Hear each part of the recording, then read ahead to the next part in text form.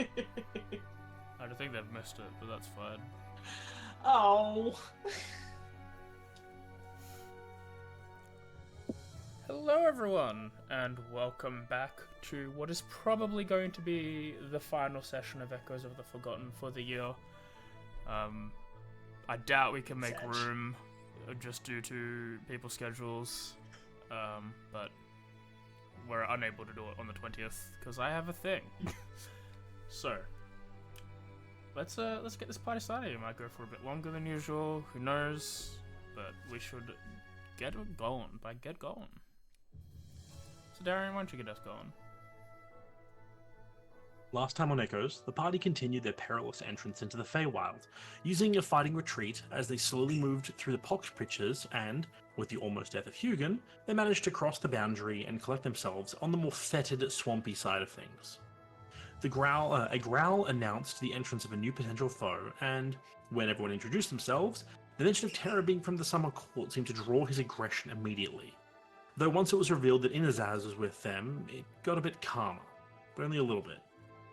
Wolf left, and the party got a short rest, after which they met with Morazaz's family and decided to travel towards the center of the swamp and meet Dreadramble. They spent the rest of the day traveling along the routeways, moving through the dark to avoid whatever else makes its home in Dreadramble's domain. They were close to her home by the time evening fell, and instead of meeting her that night, they chose to rest. They met Morazaz's family overnight, and when the morning came, they finally left the routeways, re-entered the light, and saw Dreadramble's humble cottage nestled against the massive tree that makes up most of the canopy. She met them at the door and invited them in for breakfast.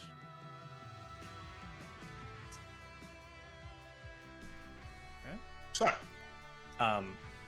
as it was before, Dreadramble standing in the doorway, as you all see her, she steps out of this door for this very humble little wooden cottage nestled right up against the tree. And description of her again, just for more detail from the last time. She is quite tall, I believe taller than anyone else in the party because you're all a bunch of average height people. Impossible, never happens. She has a dress of spider silk and leaves made of like various a mix of green and autumnal colors. Has like a little veil that covers part of her face of the same like spider silk. It's like black silk. She has like a large walking stick that's like with her. Her head is like pushed a little forward as a very slight hunch to her shoulders. And what you can see of her skin has like a grayish tone to it, with vines and plants that kind of run along her, like wherever like the dress isn't. There's like vines running along her skin with like blooming flowers and different plants. And she wears various bits of jewelry, either like necklaces, earrings, and bits hanging from the walking staff made of a mix of bone and plants and like twigs and whatnot, like twisted and shaped into different, a mix of like effigy-like stuff versus like just regular jewelry. Yeah. And she was like, "Why don't you all come in for breakfast?" As she stepped back inside her own home. Looking to Inazaz. What's he doing? Stepping inside. Following tentatively. Moving through the door, it is not some Whovian, the space is bigger on the inside than outside.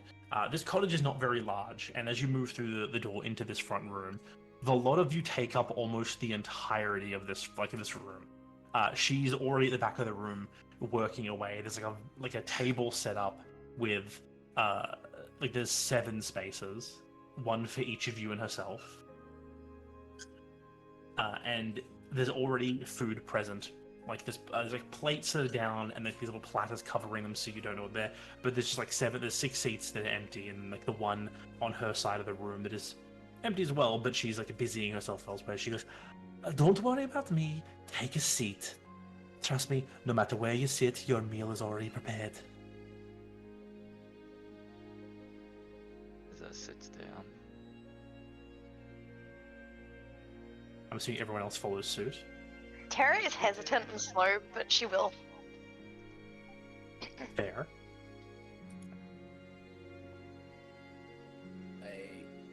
Hugin will cautiously sit down. Thank you very much for your hospitality. Christine will sit. We'll wait for Arkvo to sit, and we'll take one of like the furthest waypoints of the table.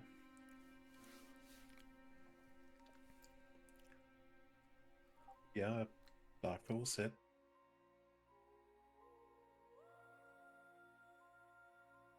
Must be Selena does as well. Yeah, I said that before. Oh, I missed that one. After you, like, almost as soon as everyone is sat, like, once Selena, like, whoever sits down last, almost as soon as you do sit, she turns and makes her way to the table as well.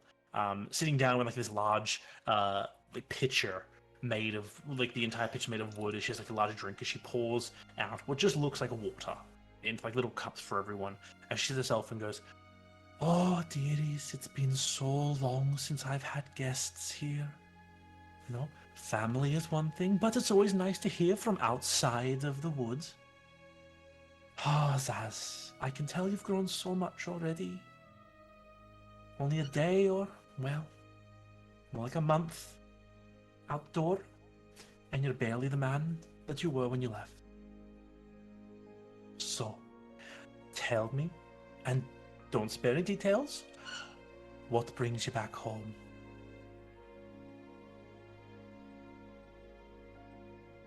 Work.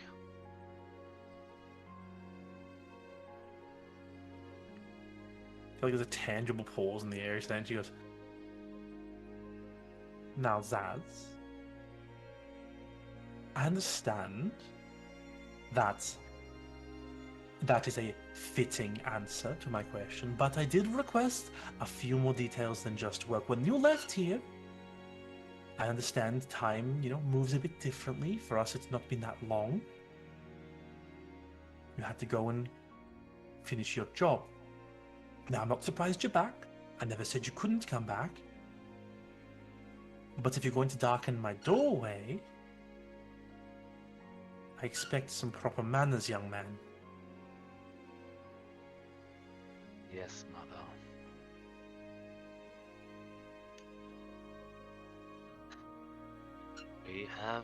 I have returned because I have a lead to follow for what you want me to do. Very good. And these friends of yours? It would seem that way. Well, do you all know my name, I assume? Would you all mind introducing yourselves?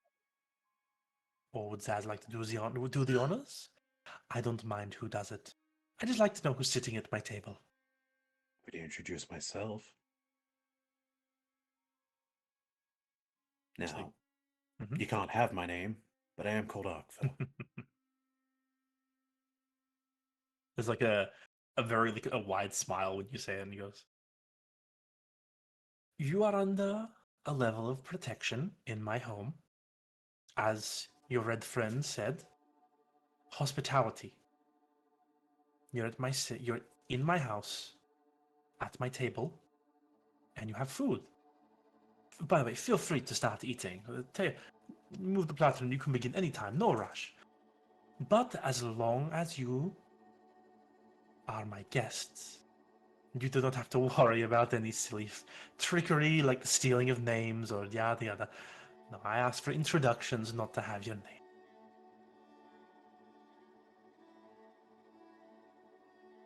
But it's a pleasure to meet you, Akvi." Head like swivels. Head just like swivels down the line to see who's gonna be the next one to speak up. I have had many. I currently go by Hugin. It is a pleasure to meet you. You as well. Don't get very many hobgoblins around these parts. Most of them... Well, I already said we don't get very many guests, and let's leave it at that.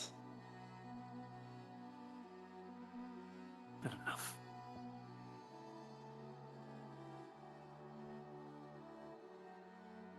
as it drifts over across the rest of the people here. Ted's being AK for a moment. Not Her right eyes. now. Oh, you're back. As her eyes like drift past, passing over Selena and Terra. As she looks over you, Terra, you can tell that like it's like she doesn't pause as she like looks past you, but her eyes like kind of fixate on you for a moment as she keeps turning her head and they flick off and keep going. Like Tara's just kind of like awkwardly sitting there doing like, you know, the pointer finger touch, she's just staring at the table, not staring at anybody, not speaking, being very weirdly quiet. Christine will also not answer.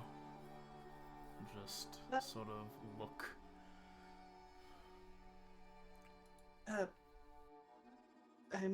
My name is Devaja Selena. pleasure to meet you. It's been a long time since I've heard of the Vajak coming into the Feywild. So, like, I looks back over the two who haven't said anything, then just goes back to talking to everyone. Here you are, in my home. Again, feel free to eat breakfast. You'll find no matter what's on your platter, it'll be something you enjoy. And I just want to know, how long did you plan on staying?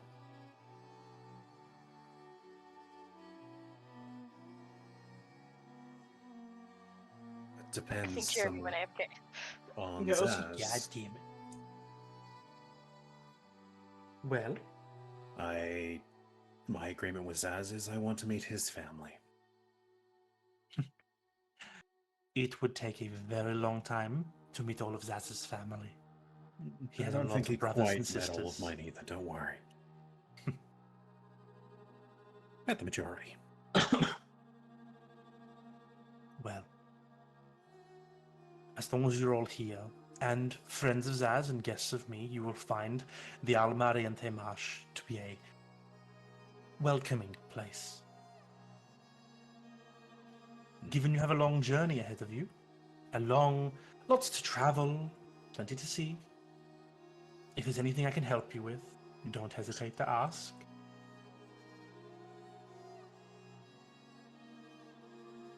And she, yeah, you are, sorry. Does anyone actually start eating the food? Tara is not. Christine won't touch the platter. I assumed. Because it depends on what. Like, at this point, I feel like Selena is sort of following Zaz for what he does. So it's like if he starts eating the fruit, then she might pick at it as well, just because it's like he knows this whole situation better than anyone. But she, you know, like if he starts eating, then it's like maybe we should, or we're gonna piss her off.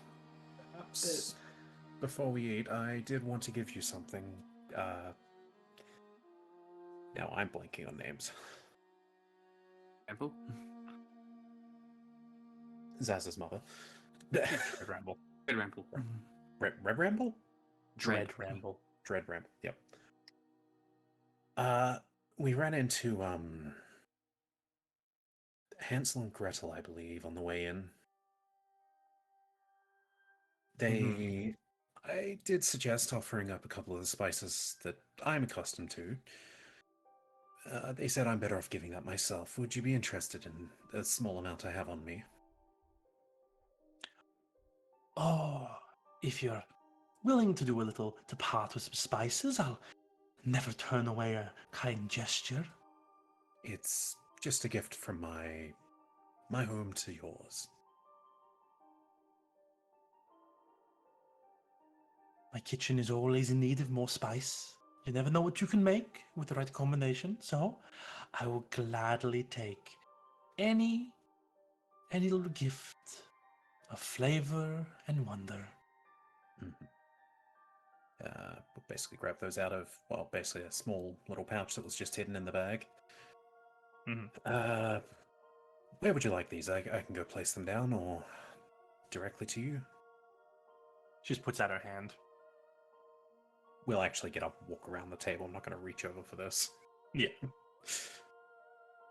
As you realize, she puts her hand like getting close to her. You can see that as she's very tall, she reaches out. Her hand almost like unfolds a bit longer than it should towards you.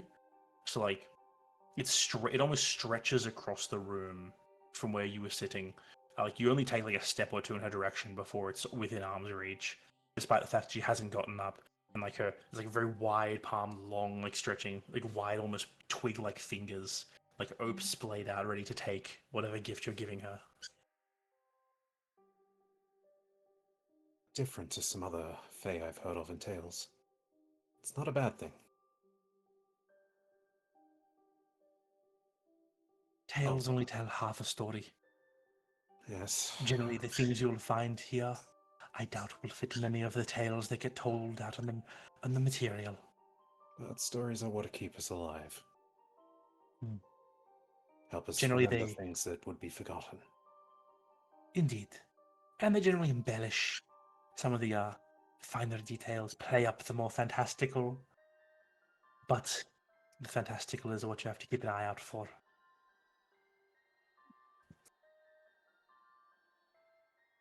Do you hand out the spices? Yeah, just hand over the pouch of them. They're like in their own little like wrapped up if they're slightly dried or you know. She takes them in her hand, like she closes her whole hand around them and like brings them back. Like just places a little package on the table next to her, and she goes, "A gift is welcome and appreciated." It would be rude of me not to try some of this food. Please do. Freshly caught? Fresh indeed.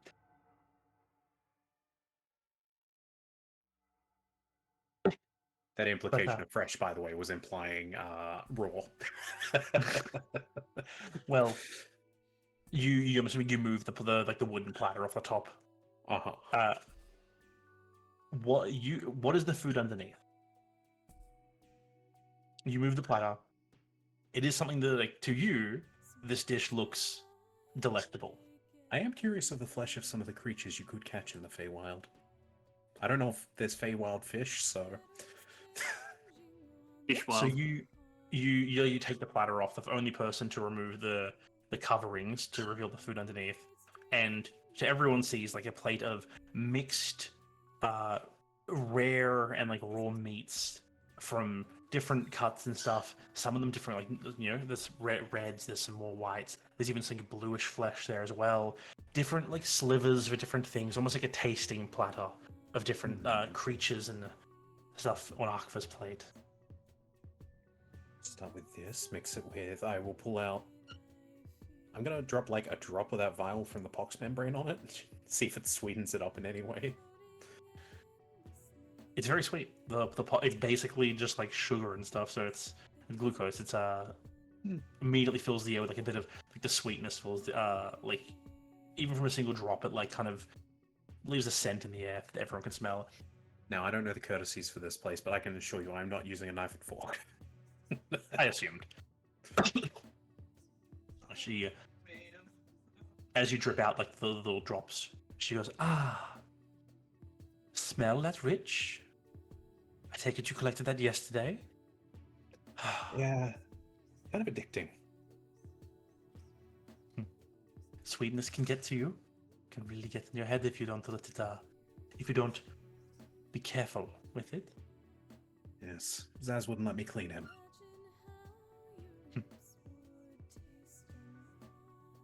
Glances to Zaz.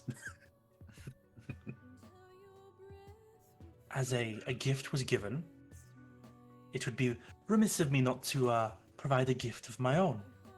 And she like reaches back without leaving the chair, reaching back to like the cupboards behind her, not even looking over her shoulder. She opens a cupboard, reaches in, pulls something out, her arm still stretching. Like it doesn't seem like it grows at any point, but it somehow reaches anywhere in the room she wants without leaving this chair. She grabs out something from the cupboard and pulls a little vial that she reaches across the table and just places next to your plate, Akva. It's like, if ever you find yourself a little Not yourself in the woods. That one might do you a bit of a trick. Thank you. Since Jeremy's back, is he eating the food?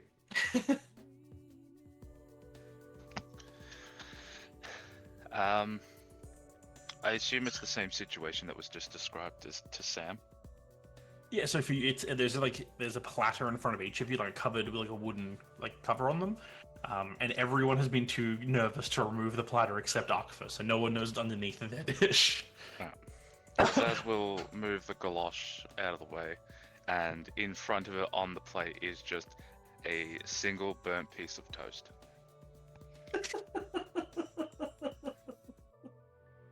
Yeah, you just remove it. That's all that's in there. As she looks over at it, looks up at you. Her face doesn't move, but you can tell it's clearly some form of slight. And she looks at you and she's like, "Oh, ever a funny one, Zaz."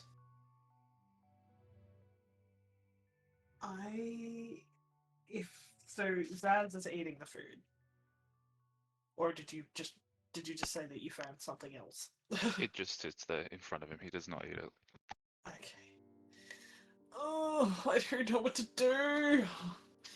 Because I'm worried that, not eating the food is going to cause... I'm gonna risk it. As she sort of, looks to Arkfa as kind of like the... risk it for the biscuit character and just kind of lifts the platter. The lid off to see what's under hers. Aqua's just biting into flesh. Well, yeah, you lift your platter up, Selena. Yeah. You're very concerned. What is it that you pull the platter off, and you see something that looks appetizing but is still concerning to you as you do this? What is it? Looks appetizing but still concerning. Yeah, it's you look at it. It doesn't exactly make you comfortable to think, yes, this is definitely. It's definitely edible. It looks like it would taste good, but it doesn't make you feel any better. Is it something?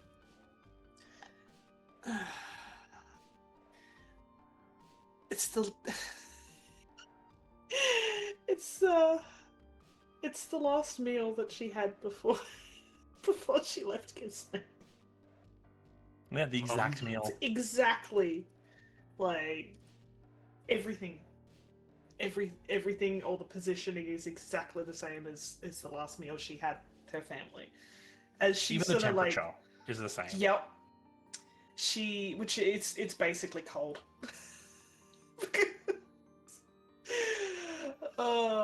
She's just sort of looks down at it with this look of just stunned, unreadable kind of expression mostly, and just I guess sort of stares at it for a little while, and then just has a very small bite of it. That kind of dejected look of this is cruel. Oh, why did I do that to myself? You look at the dish, and as you look up from the dish, you see her eyes are on you for a moment, just kind of staring, watching your reaction to the meal, and then she's looks away, almost clearly she's savoring your reaction from a brief moment, and then just turns as if nothing happened. Yeah. I would Very like. unreadable. Mm-hmm. You would like?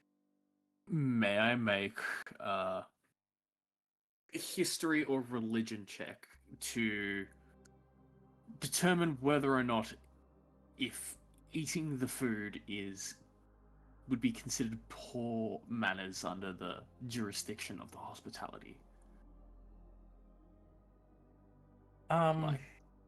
Yeah, I think either option would be fitting for you. Yeah.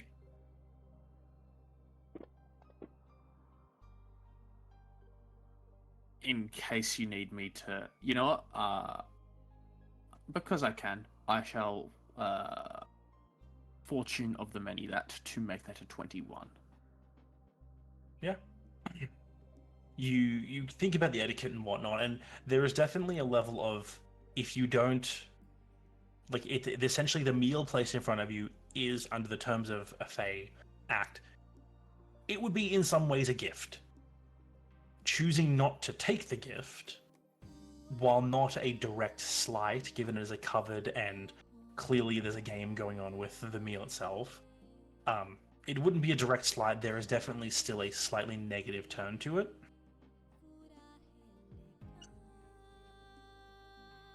You don't think that like you're going to piss her off if you just choose to not engage with it, but also, eating it isn't going to probably earn you any points in her favor, as it's probably just playing into whatever enjoyment she's getting out of the situation. What if I were to bless the meal before I eat, or bless the table? That's your own call. If I may, I am, as my outfit may seem, I am a man of the cloth. I would like to, if you would find it applicable, I'd like to gift you a blessing of bounties, that may your table never be empty, as you have given us such a great gift of this food.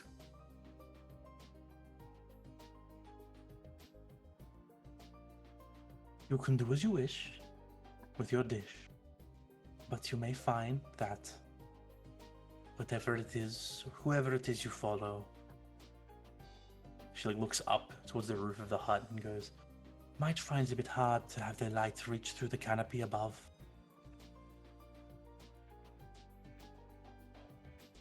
Fair enough. I do thank you. I do thank you very much for this generosity. As I take off the cover, inside, you said something that would look delicious, would look like it would satisfy, but something odd about it. That's entirely up to you. Like, Akfa wanted to try the different animals around, and he found something, a platter of exactly that. Selena was cautious and expecting something foreboding, and she found something foreboding. What do you... I would like something comforting. Yeah. I In would which case, like what something. do you find? I find a simple soup, brimming with whatever meat we had at the time, at least some dried rations. A feeling of comfort of a time long gone. As I dream of, as I look at and see the last meal my wife made me.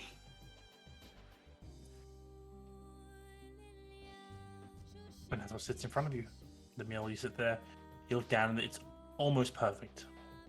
Like the way you expected in your own head, the way you think it should be is how it is. I'll gently take my spoon, dip it in,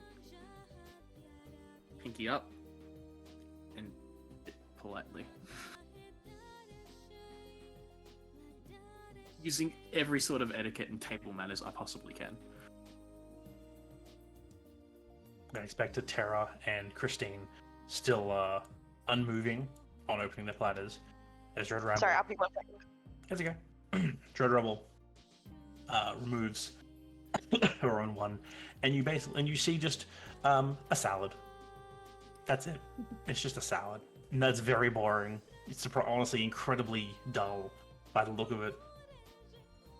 As she picks up like one leaf and just like eats it, and looks a little across you, I was like, so, as we are families, as we are here to help. Said before, if there's anything we can do to assist you, We do have a number of knickknacks around that could be helpful on your travels. Or if you need to see a bit more to help guide you where you need to go. Remember, family is willing to help.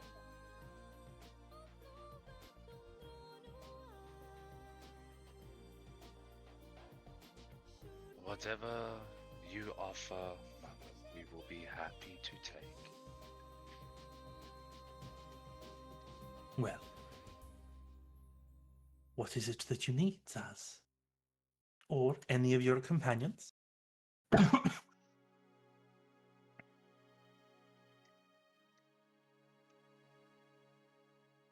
there anything you can think of you might need? Just ask. I'm sure I can find something to help with.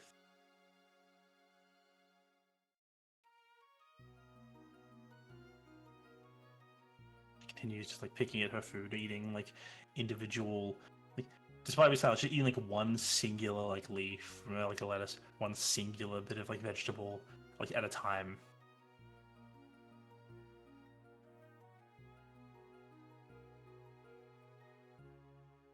Something to keep us hidden from those who would get in our way would be ideal.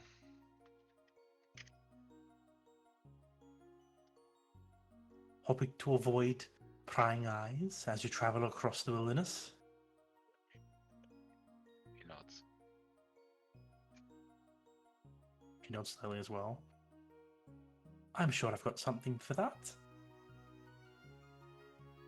Actually reaches, like without leaving the chair, without like turning away from her, reaches behind herself again, arms stretching impossibly long to reach behind into one of the many cupboards that make up the back of the one of the sides of the building. You notice that along the back, the walls of this hut, like little cottage, there's like, it's wood, wooden slats building up to the roof. But the back wall of the cottage sits directly up against this tree that she's built it up against. It's a bare expanse, and while there's cupboards and whatnot lining either wall, there's nothing against that like large tree. It just like sits exposed. As she reaches back, like her hand kind of brushes along it for a moment, and then into one of the cupboards, and she draws out this little veil, which she brings across and reaches over. It's like, that should you find that a bit useful. It's a bit old. I don't know how much it has left in it, but if you find yourself needing to go unseen, or maybe to have it so you weren't seen in the first place, you might find this useful. Thank you, Mother.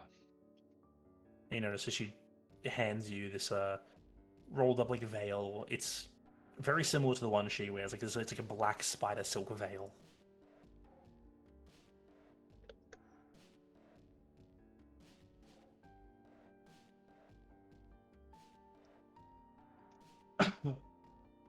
Well, enjoy your meals. Again, if there's anything, don't hesitate to ask. And she goes back to eating for a moment, and then from like a side area, you start to hear like some scratching, and she shakes her head a moment and goes, "Oh, he always forgets how to use the door." As she reaches her arm around, opens like a little side hatch that you didn't see before, and walking into the room is this large, like furry. To call it like a dog is like an overstatement. It has like the face almost like of a man.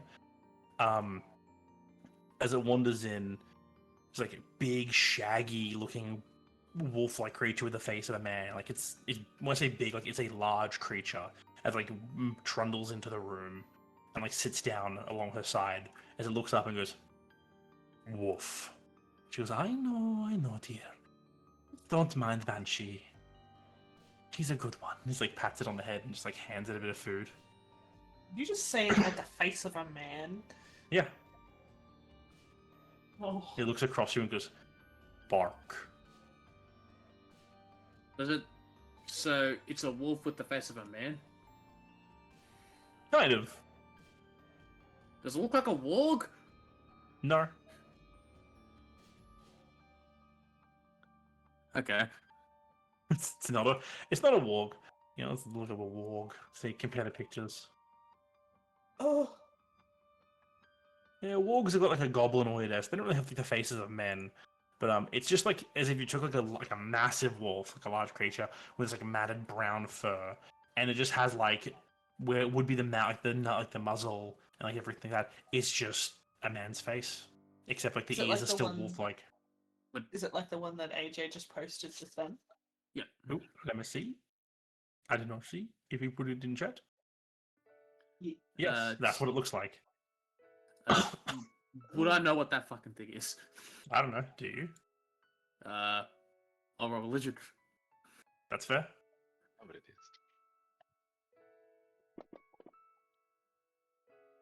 is. You've no fucking clue. That's a weird ass creature. The fact that it said wolf and bark concerns me.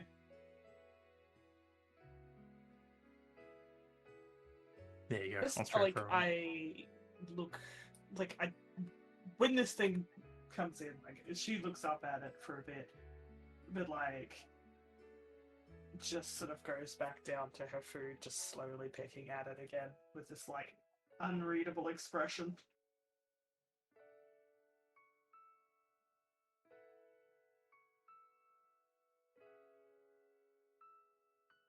As you all pick at your food, she makes like a few little bits of small talks. Like, brings up a few, just chats mainly with Zaz about the stuff. You know, how the family is, different changes that have been happening in the marsh. Very minor, clearly like surface level conversation. As she's waits, like as everyone picks their meal. To anyone who eats, you find very filling, like to the point where like you finish if you finish the meal, you basically feel like you don't need to eat anything for the rest of the day. It's so satisfying.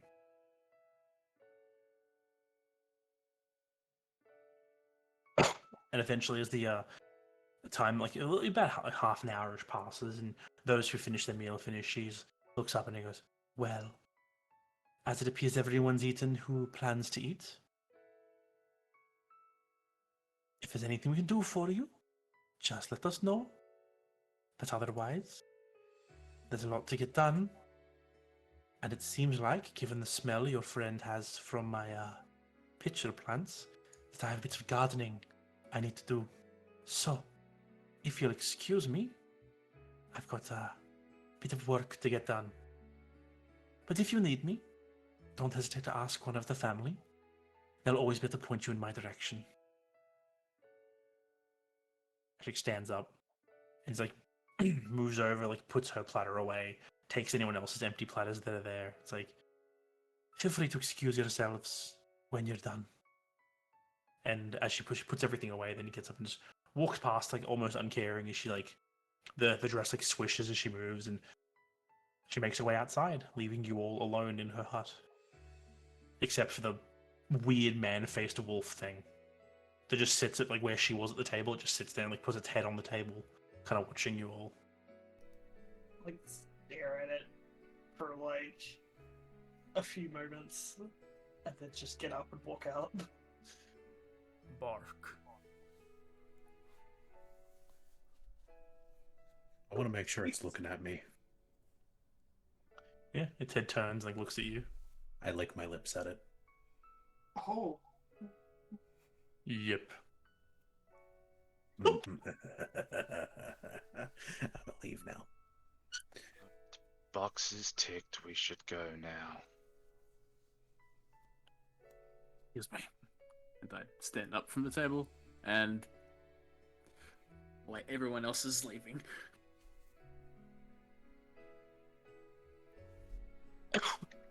As you all leave, it like just watches you all one by one go out. As you go outside, Selena, when you leave first, like even though Dread Ramble only left like a few moments before you, she's not there when you step out of her not out of her something I cabin. really pay much attention to be honest. She just sort of walks outside in kind of a daze and just sort of stands there waiting, but like kind of out of it.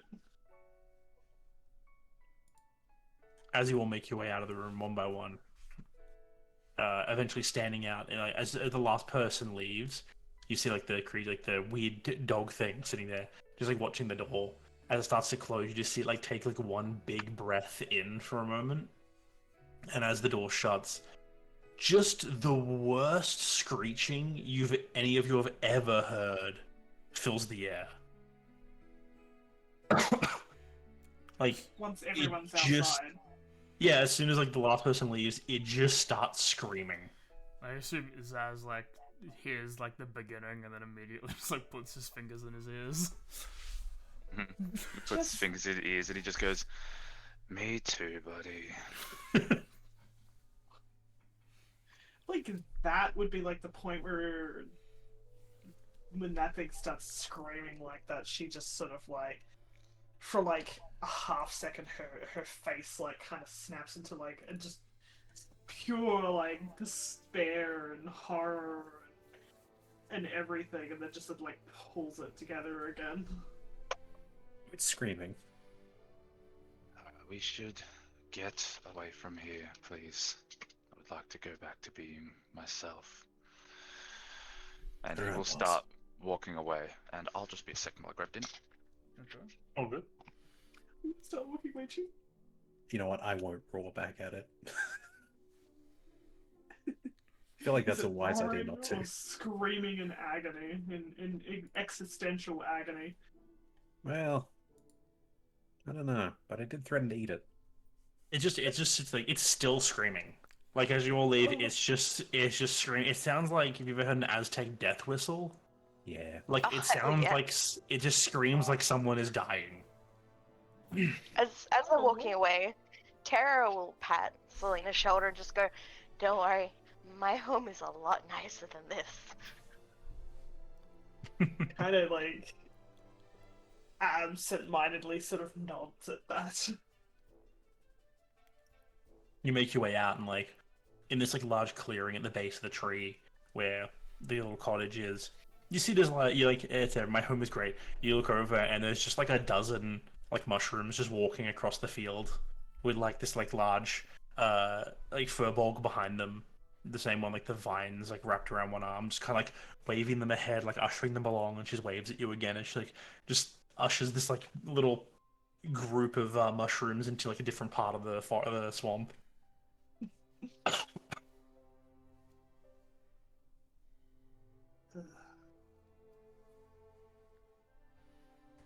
What are you all gonna do?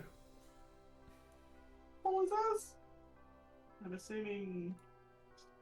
Have a heading. Fuck, because we need to figure out where we're going. I Starters, assume like- the next step is heading to where Tara's papa is, correct? That makes the most sense. That would be Considering orange that's- 1 on the map if it's still up for everyone. Orange or red? It is for me. Oh yeah, red one, not orange. Red one, Orange's the other okay. And we're currently at Grey one. grey one. Right. Oh shit, we're so far away. Yeah, like the opposite corner, almost. Oh, Who knows? Maybe a plan will take us right there. that'd be nice, wouldn't it? So I guess we're just trying to head north. Like, there's water there, so we need to find a way to get across. So I'm assuming we're probably going to be heading to Grey 2. I think we'll wait for Jeremy, and then Yeah, we'll I think ask that's a if good they, idea. and then But wait, Jeremy, I have Someone two who quick knows. questions. Mm-hmm. One, is it fine that I've just labeled a random item Dread Ramble's gift? It's fine. Two, can I have the map again? okay. How dare you? I'm gonna make sure to put it on the hotbar this time. I mean, that would be smart, wouldn't it? I actually haven't done that either. Oh,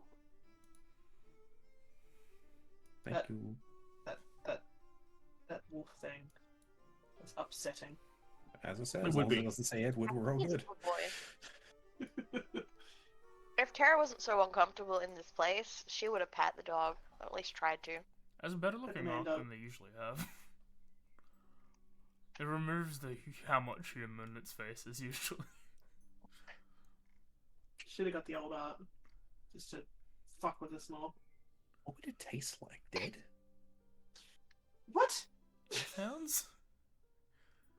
what the Yethound tastes like? Just ask what the dog would taste like. A dog, probably. What the dog doing? Dog or Being man? eaten. I mean, Screaming. It's got like partial human to it, so it's like, would it not be humany? I mean, No, if you ate the please. face, probably. But like, Oh. it's mostly those dog. browns. It's just got a human head. Look, you gotta ask the wild questions. I agree. It's a wild question for sure. We're in the Such a Feywild. awesome We thing. don't know the rules. We gotta learn. I don't want to learn. I don't want to learn that. So as you're like making your way out, we wait for Jeremy to get back. At some point, the screaming ends after like minutes of just this endless screaming, and then that same like little like part on the side of the house you didn't see before, like it's pushed outwards as it like noses its way out of the house, looks over, sees you all, just steps out and just sits down next to the cottage watching you all for a bit, and then just gets up and walks off. Tara waves at the dog before it walks away. As you raise your hand to wave, it opens its mouth again and just goes, bark. What a good dog.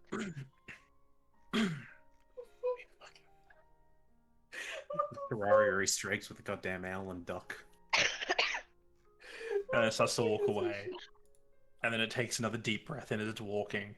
And as it's walking away, you just hear that ungodly screech happen again. It's just wandering away. Like, Well, I guess. why is it called- screaming? Who knows? It's like when a chihuahua just starts screaming for no reason. It's just like that. Except And it's screeches. like the size of a horse. I am back. Okay. Welcome back. Question Back. for Yes. Zaz. Mhm. Would you use? You know that there's no pox pictures basically going into other people's domains. It's sort of just like the thing. So if you wanted to use a pox picture, it'd go into the wildy, and won't necessarily be straightforward where you end up. Did you want to use that, or did we want to start travel with our new travel rules from this point? I think we'll start with the travel rules. Okay. For two reasons. One, I think the sooner we have the travel rules established, the better. And B, there's a chance that we can encounter Mom again and pass. Okay. The Double A and and give it to the 2. next person. So let me get the rules up for. I will see. also say real quickly, as we progress further away from the tree and where Dread Ramble's cottage is, Zaz starts to get more like himself and not as placid as he was inside the cottage. Yep, so for chat's sake, I'm going to switch to the adventure music. I've already gone through this once with these guys, but we'll do it again because it's been 2 weeks. Me and Darren found some rules looking at the Lord of the Rings TTRPG that we were going to implement, at least for the Feywild, to see how it works. And this turns travel into a 3-step process, basically. The first is the embarkment stage. So one of the very first things that people do is they pick what role they want to have here. Each role has a specific skill check that will come up in events that appear later as they travel. There must be a guide. Basically everything up to Campmaster and Perimeter Checker are going to be necessary for events, and the last 2 are going to be necessary for when these guys are traveling down here. Long rests will not be as effective as they usually are, which means no insta-healing all your spell slots, no getting all your HP back immediately. You'll have to roll for hit die, and there are only certain places where they will be able to have a proper long rest on their journey. So while people are thinking about which skill they want and just type it in chat to lock it in, that'll be good, and I'll read it out later. The person also needs to, the guide will also need to designate which node they wish to go to. We've got several on the map here, as you can see. The longer the journey is, the more events they are. The shorter the journey is, there are less events, but they're more back-to-back.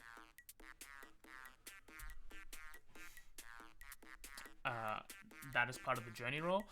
The first thing we do is make an embarkment roll by the guide. They have a little DC tracker that they need to roll, and we use a table that's on me and Darian's end that will determine how well embarkment goes for them, which it can affect how the rest of the journey goes. And then the journey stage is mainly just the travel, going through events, walking through.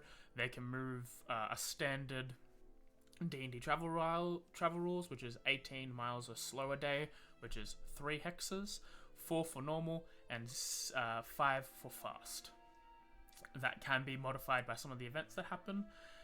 We'll see what happens when it gets there. Lastly is the arrival phase. The guide makes one last check, and that determines how they feel after the journey. It can go really, really good. It can go really, really poorly. Like a really, really bad one is they are not in the tile that they want to be in, and the journey is extended by a number of days that they have. That's basically all the rules. If there are questions, feel free to ask. I should put them in the wrong corner for chat, but if you all want to list out your roles for your first journey, we will limit it out. Christine has given 3.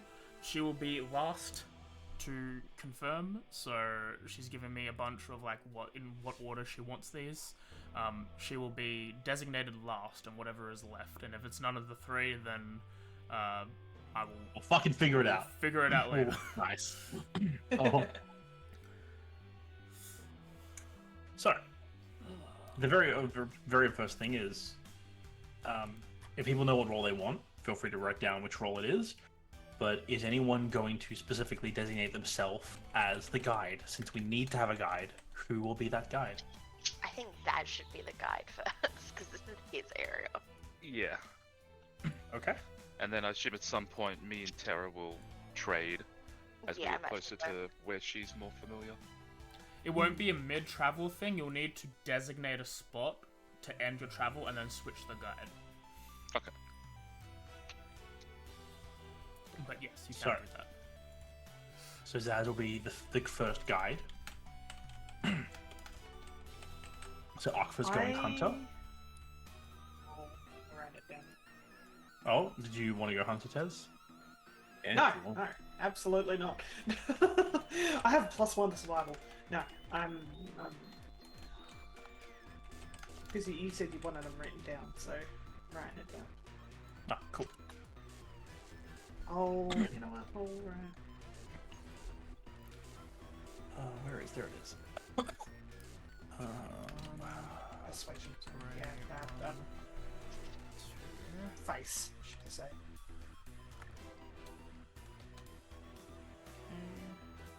So, we're just gonna go first come, first serve. If you want to debate it, feel free, but whoever puts their option in first is what we're going with, unless there's a debate. I have +8 to persuasion. I feel like of course, I don't really have any experience with like fey creatures, but I can talk. You can talk good. I can talk. I mean, Selena can talk good. Me. We have Zaz is the guide, Akfa is the hunter, Tara is the lookout, and Selena as a face. In Or my eyes, I could wrestle a crocodile. So, what do you I'll want? go from either here? muscle or camp master. I think I'll do muscle first. okay, muscle, This, yeah. which leaves only Christine. And I think that's Cat Master for her. Okay. Uh, So, next our guide. What's the end of your journey gonna be? yeah, where are you going? Well, seeing as we're starting at 1, I assume you want me to use the numbered nodes. Yep, but you can just tell us which number node you want to go to. Those are the known landmarks when you know that essentially a region of enough safety that you know you can get a good rest in. Okay. And reiteration, I think you know what number 5 is. That's the one that you offered up. Tara, you know that one red 1 is Dad's home, and that the green 2 is the one that you offered up. Okay, cool.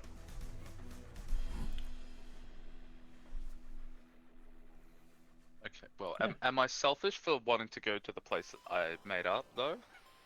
That's entirely your choice. Do it if you want. I got no problems with that. You made a place. I want to see it.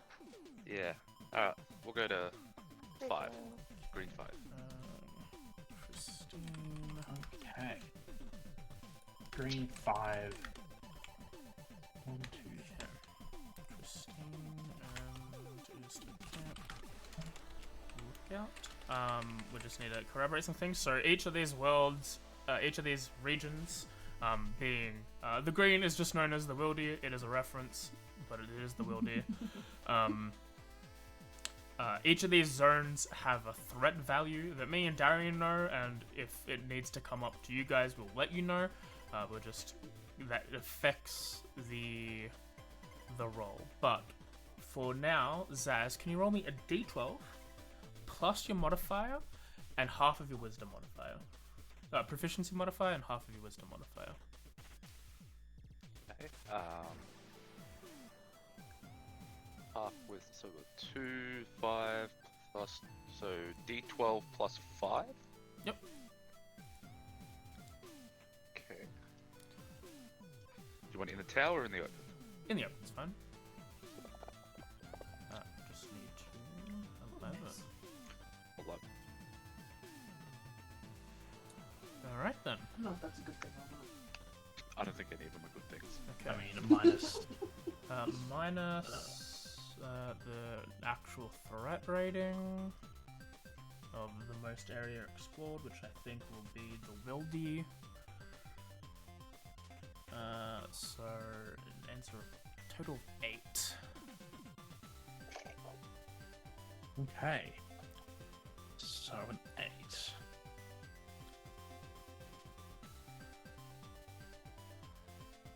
Okay, embarkment roll an 8. You find that you have to set out.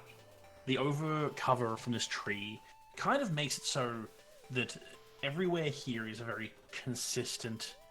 Like there's very, the sky is always night. There's always the shade of the canopy above you from the giant, like that massive tree. But you find as you set out, now knowing that you're planning on getting out of this swamp, especially as I feel like for you, there's kind of a bit of hopefulness in the air. You find that despite this place being a dark, literally fetid swamp, you see spots of like beauty where you can, like a brief glint of moonlight reflecting through the canopy off down off a pool of like a water, sitting there with like a nice flower that's blooming just above it and giving this like a wondrous glow to the area. The very fine wind that passes along, it just seems to kind of people you're feeling worried, feeling listless, feeling concerned about the travel, but when you start off, everything seems great. Like this couldn't be a better start to the day. It's almost like the region itself is blessing your departure by making it as perfect a morning as possible as you start to travel. We did that. As you gain A level of exhaustion? That sounds No, counterintuitive. Actually, the you opposite. gain the effect. You gain the effect fine weather, which means you can, for the length of this journey, you will ignore the first point of exhaustion anyone accrues. Oh, nice. That's so great. You just don't get exhausted. All right. Then can we have 4 people roll 2d8 into the tower? Any 4? Any 4. Any 4 Just people. roll it 2d8. 8, you said? 2d8 Yes. into the tower. Sorry, Okay. I was being hidden. I've got too much shit on my screen. Out of here. So everybody but K. Got it. Yeah, I'm trying to get to the tower. I've got stuff in the way of the tower. There's 5 of us, but 5. Oh, Well, fuck. That's all right. I won't roll. It's all good. I just roll. I'm glad you're on the ball, because I'm not. I can only sometimes. do. Hey. So, you begin the journey. As you all start traveling, there is a lot of walking to be done. Obviously, having to travel along. Selena, you mentioned that there is quite literally water you have to pass. But Zaz knows that that's not much of an obstacle. The timber tree here, the root ways you all came through, they stretch out beyond the reins of the marsh, and you know of a way that passes underneath the waters that would put you up somewhere in the wilderness. As you begin traveling, the day feeling great, you make your way for the majority of the first day, and nearing, you pass along towards the edge where you'll find the root way to get you out. So 1, 2, 3. Yep. Which I believe was at 4 tiles a day you move. If you go normal pace, yep. Yeah, moving at normal pace, you make your way back basically to where the pox pitches were the previous day, and you start, continuing in the opposite direction from where you came through the root ways to go deeper. But as you do, you find that the way forward leading through on past this passage you know very well, Zaz, is blocked off. The roots are twisted inwards more than they should be. You find that the way forward is a lot more, there's still a way through. You can still feel a breeze passing along. There is an area beyond. It'll just take effort to pass through this area. So, for this one, this obstacle, luckily, you have someone here who is the muscle. As you have a muscle, the best way to clear the path forward, obviously, is to push and try to shift these roots that you know can move, and to clear the way forward. So, Hugin, this seems like the perfect job for you, doesn't it? It does indeed. Okay. Can you make us a strength athletics check? Okay. Oh, 27. fucking muscles over here. 7. Absolutely astounding. You move forward as you know, as passageway leads forward. You can still, you still know the way ahead. It's just for some reason it's a lot more congested than it should be.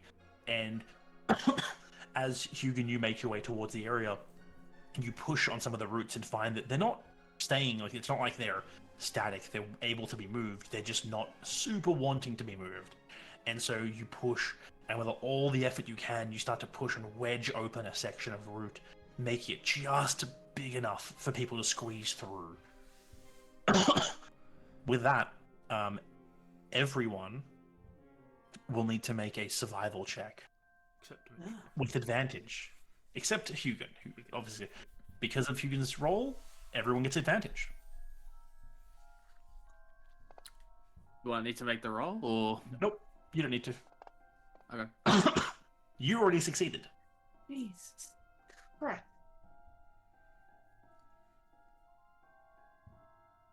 26. That's nuts. Aqua, Terra.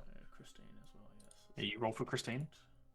Sorry, I did not hear anything. Lennon was just screaming his head off. That's okay. I just to make a survival with advantage. Okie dokie. Lennon's being very talkative today. I didn't write down. Everyone's got such good survival except for me. Okay. Thank God I have +8. That is... I believe almost all successes. Oh no. 12 plus peril rating. 12 plus peril rating? Yeah. Okay, so... Yeah, okay. And did you roll for Christine? Yes, so that's everyone succeeds except one person. Okay, let's find out what that means. So, if more than half succeed, there are no negatives or bonuses. Hugin, you push it forward. Everyone one by one slips through, straining against the roots, which are trying to close back up as you like push. Each one of you makes your way through one after the other.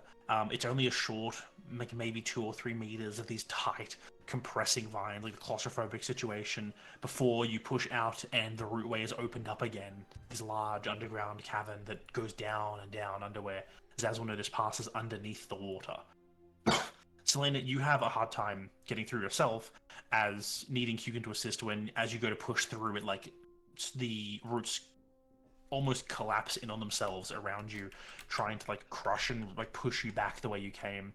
But then, with the assistance of Hugin and whoever's moved ahead of you, you manage to like hold open just enough for you to slide through without getting crushed. And then, as everyone's finally through, Hugin, you make your way through last. And as soon as you do, the roots come back together behind you, all twisting and sealing, blocking off the light from backwards. But you all make it through without any negatives.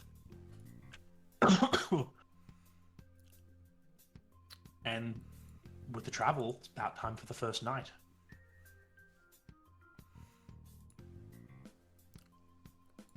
As you all Alright.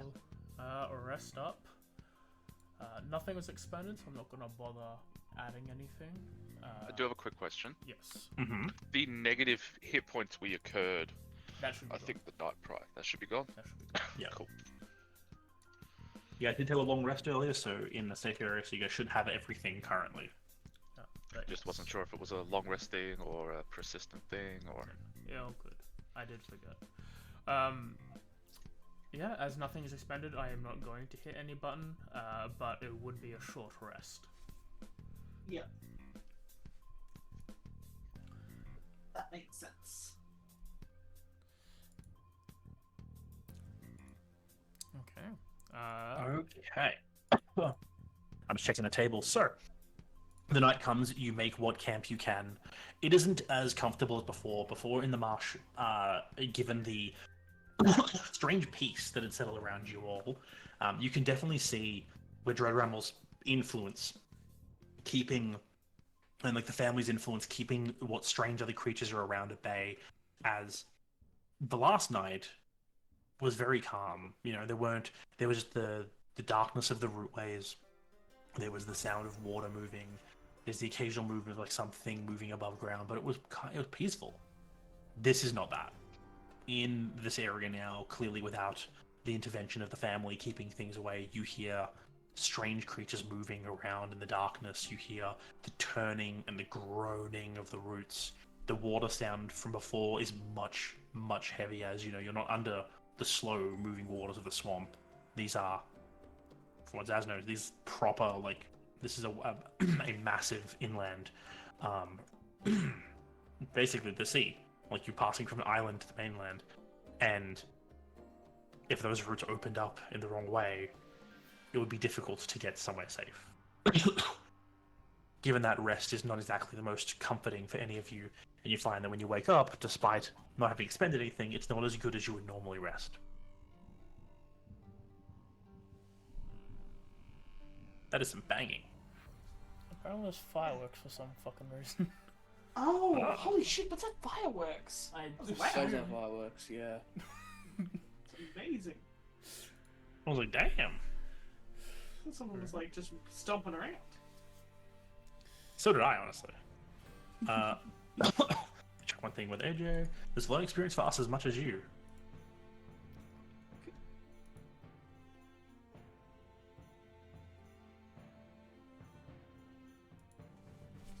Oh.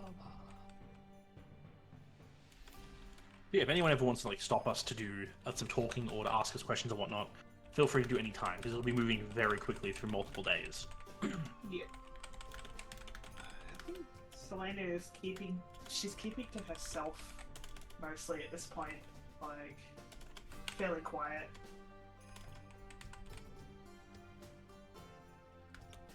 Place is super bad. I will say, as we cross the threshold of leaving Dread Ramble's domain, you will all see Zaz take a deep exhale.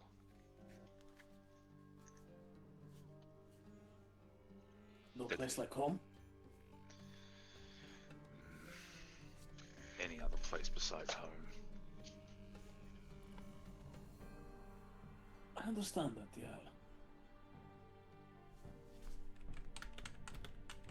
Mine wasn't, well, as intimidating as that, but I sympathize.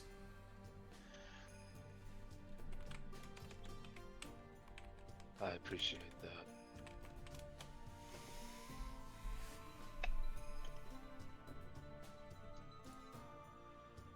As far as I can tell, you didn't offend her. I can't offend her. Physically.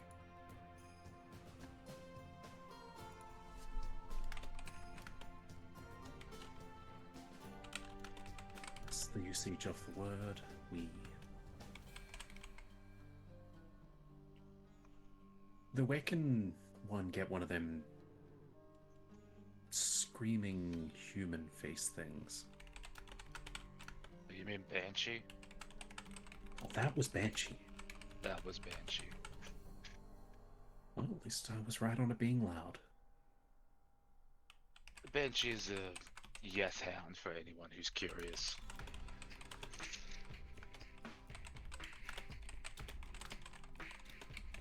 What would I know about Yeftown now that I've heard the name? Given they're a very strange creature, probably even with the 10-year-old early, when they say the name Yephound, you know, oh, okay, that's definitely some weird fey beast thing. But not much after that. No, you know that they're not like a natural creature. Like, Yethounds probably don't make little Yethounds, but that's pretty much all you know about them.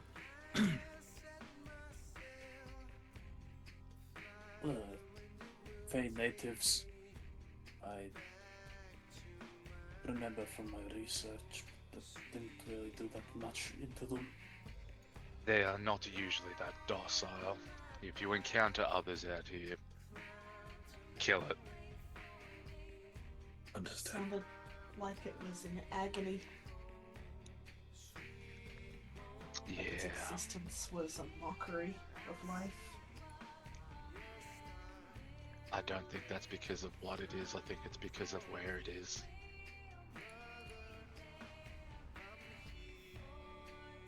At least that's what I believe. Whether I'm right or not is a different situation. Oh, wouldn't mind your thoughts on something. Hmm. This gift.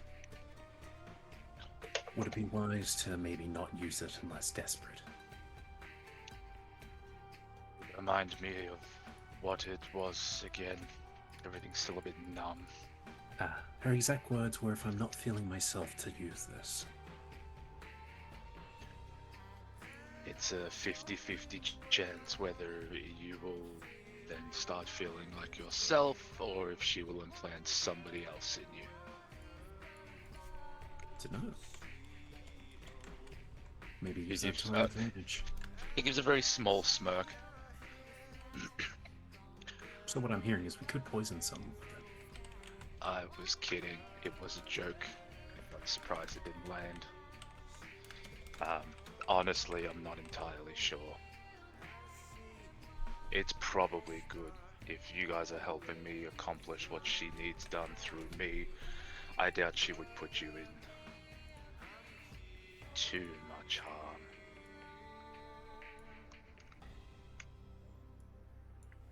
Understood. But take it with a grain of salt. I don't think I've seen any salt. You're missing out. Who doesn't love salt? What the fuck are you talking about?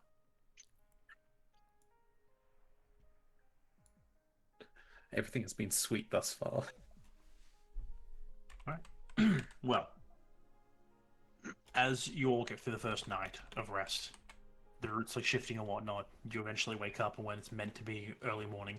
Hard to tell, because again, back in the marsh, it's not like the sky ever changed. It was always dark, always high in the sky with a big full moon, or semi-full moon.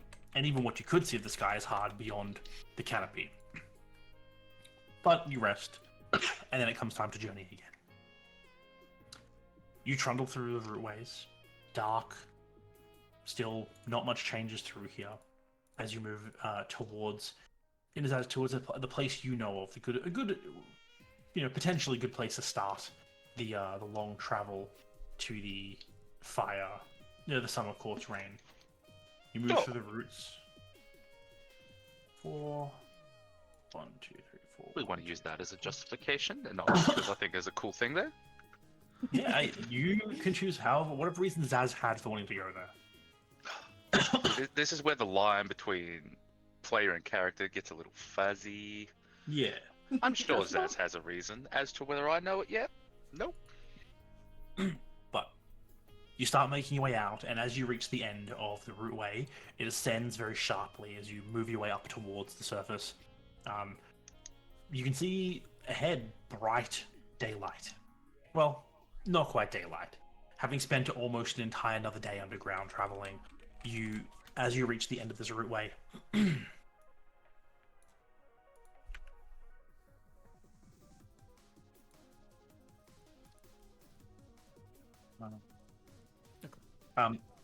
when you start reaching the top, you step out through the hidden entrance to the routeway. It's like, rather than being those massively meter-long sections of wooded routes, when you're stepping out, they come to the pointed ends. You'd see where the trees reach the end, the little fracturing off into smaller bits of plant as it mingles in with the dirt, and you step out of a passage only really big enough for one of you at a time to get out of to leave the hole. But as you do, you step out into early evening air with an actual sunset in the distance that you can see as the sky here appears to move and change. But as you step out into this dark night air, let's see what rolls everyone has again. Did you write down all the rolls? Yeah, they're in the document. The doc? I have so many different pages open. After the section Dran Ramble in the Google Docu. Oh, the Google Docu. I have too many Is documents our body clock all fucked up? Like we just slept and now it's nighttime? Well, you slept. You then traveled for almost an entire another day underground through the routeway, and now you've popped back up, and it seems like it should be roughly the right time of day, but it's hard to say given you spent 2 days. You spent 3 days in an area of endless night and darkness. Amazing. But as you start coming out, you start collecting yourself above ground because down in the rootway, like, was so narrow you wouldn't have had space to rest. But now you have this open field, lots of spaces to stretch out, finally relax. Tara, can I have a perception check from you? No, actually, you can't. I've decided. Well, you can choose to fail. No, I'll pass next. You can have that. I remember I 21. said +5. 26. As you're all collecting yourselves at the top, you're one by one, you're all climbing out of the hole, dusting yourselves off, getting yourself ready. Tara, you're doing your job, moving around, looking out around this area here, and as everyone's getting ready, Tara, you spot something moving in the forest. This thickly wooded, heavily, densely packed area. You see something small flitter between the trees, moving quickly, quietly,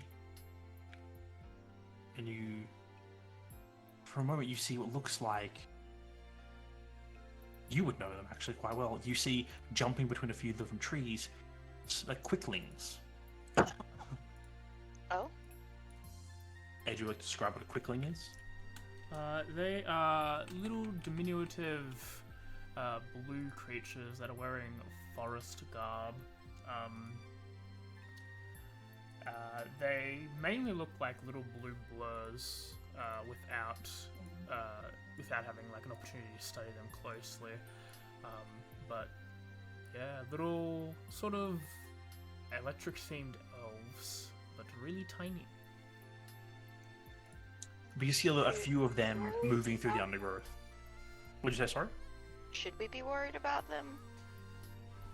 From what you know of them, when it comes to usually the smaller fae, like pixies and quicklings and fairies, they're like chaos incarnate.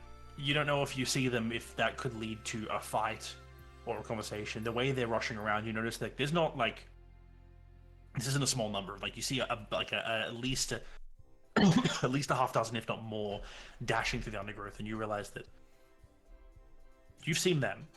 They haven't seen you right now.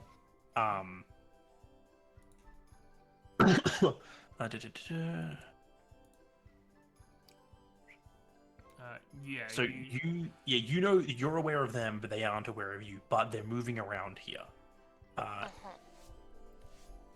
Decent chance is that they're going to see, like, given where you are now, they're probably going to come across you all, in which case it's up to you all to see how to deal with that. Tara will let Zaz know, like, immediately. Right now, you guys have the initiative, essentially. You see them, they don't see you, but if you don't do anything, they will spot you eventually. So, Zaz, what are you going to do? Well, like with anything, there's two ways to approach a subject. Mm-hmm.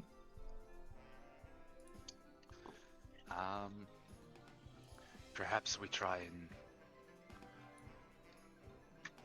keep us away from them, and we'll skirt around the outside, and I will cast Pass Without a Trace. Okay. Then yeah, everyone make a stealth check, +10.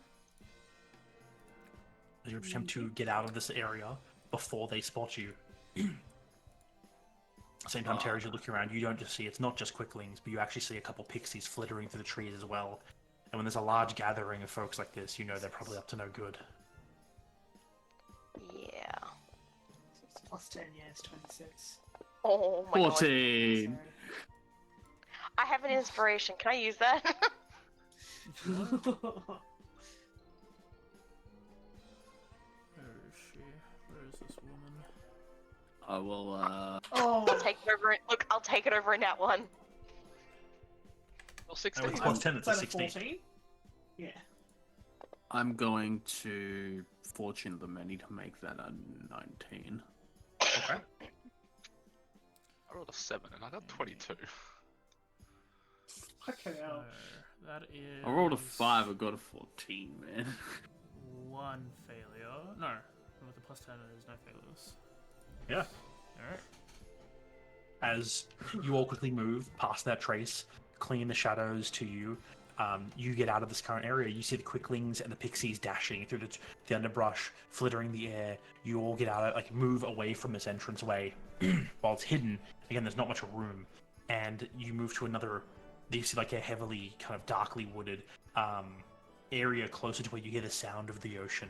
Ocean, bad time in the Feywild. You don't want to go there. So, best place to go to avoid things you want to see. As you move towards the sound of the ocean, the pixies fluttering, looking, they fly past the area where the entrance is, not seeming to know where to look. The quicklings dash along the underbrush, but then they dash on. You all manage to find a place to hide. Wait a few minutes, but they seem to pass away looking for prey, but not finding any here.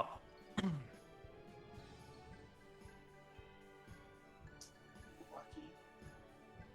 Yeah.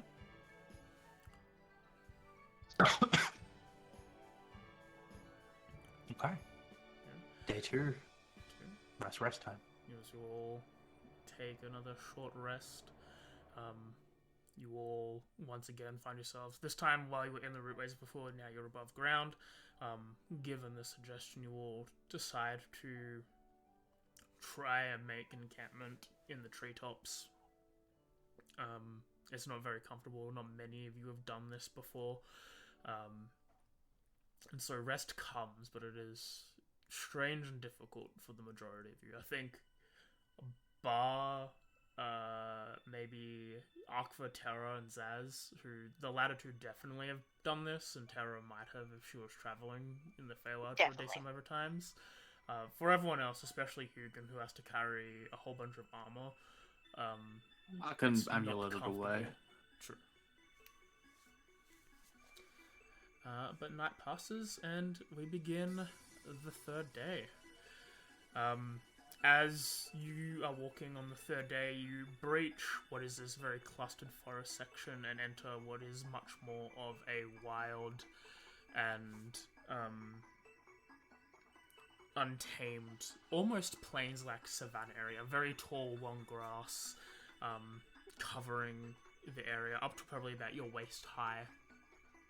As you're all trudging along, following the coast, but not actually going near it. As we said, going to the ocean of the Feywild is quite dangerous.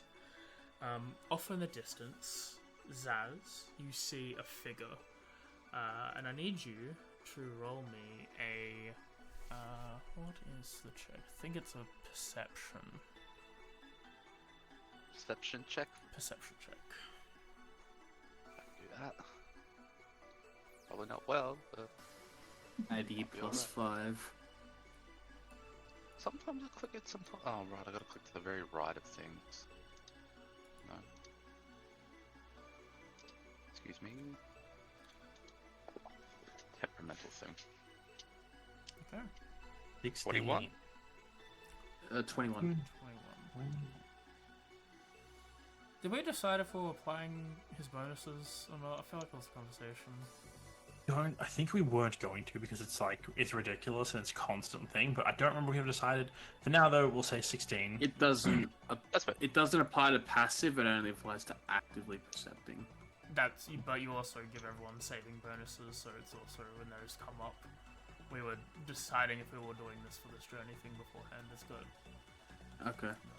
So we'll just go with the number rolled for now. Good, okay. Okay. Okay. Gotta read through the right section. You see a traveler moving forward. It's just a lone, person moving through the forest. You notice that they kind of come walking slowly in the direction you're also heading. You said I recognized them? No, you just see someone. In the I just see someone. yeah. Do I recognize them? Not from this distance. You'd have to, get closer to them to see who it is. If you do recognize them. Okay, I'll get a little closer to see if I recognize who this is or what this might be. Yeah. Can't be too careful. So you move up. As you get you'll move closer, then you'll spot this same figure. Just a single person just kind of wandering through the forest.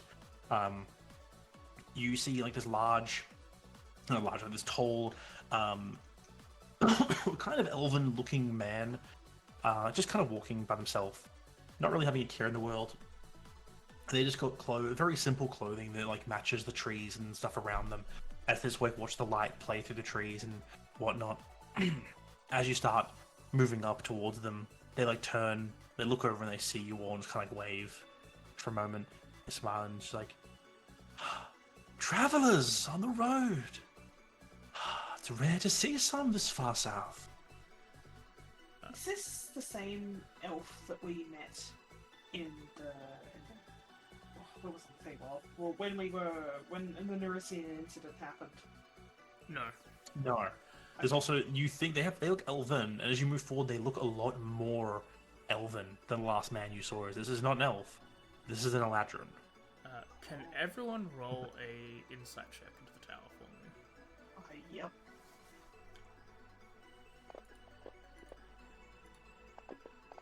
Now, when you say... Sorry, you go. I was just gonna say it still blows her away every single time. Well, the 2 times I guess that she's met elves that aren't half elves that are just Slavian family. Okay. Akfa and Terra. Immediately, Akfa, this is just second nature to you, being a combat warrior as you are. Your instincts immediately flare up. And Terra's, yours innate connection to the Feywild also does. You are immediately maybe no, you are in the presence of an Archfey. Everyone else, it's fine, it's chill. In fact, Zaz, you've seen this man a couple times before. Though usually not this close. Very much, he is from where you're going, particularly. He runs the whole thing. He's up in this little box at the top. And you've only really seen him when he's come down to make announcements and stuff like that. But for the most part, you've never really interacted before. Would I know what he is referred to as then, or his name? Yeah, as he named his little arena after himself, you know Catherios. There he is. As you see him just wandering through the forests. Tara is going to kick Zaz in the leg and give him a look of, oh hell no. It's just, Tara, And she's gonna kind of wrong? nudge her head towards the others and just give him the look of, oh hell no. Trying to remember if Zaz speaks Infernal. I don't think he does. You don't know. Can't remember. It's on you. It's... Ow. Catherios, I'm surprised to see you this far south. Well, it's always a good day for a stroll when you're close to home. While I do tend to look a bit further north for interesting people, he looks all blissfully into the distance, just kind of staring, barely even paying attention to any of you. It is always quite fun when you encounter someone you don't expect to. But the way you're traveling, it feels like you're all coming. Well, there's only one thing of note in the direction you're walking. Would be your establishment, yes. How lovely. Oh. It's almost like fate. That's one word for it, most certainly. Would you mind introducing us, Zaz, friend of yours, I take it? Not... They would probably not address me as such. Everyone, this is Catherios. He owns the Colosseum we will be, going to. Take my hand off this hilt. Does Tara recognize this name or this Colosseum or anything about this, at all? Make a history check, Tara. Okay.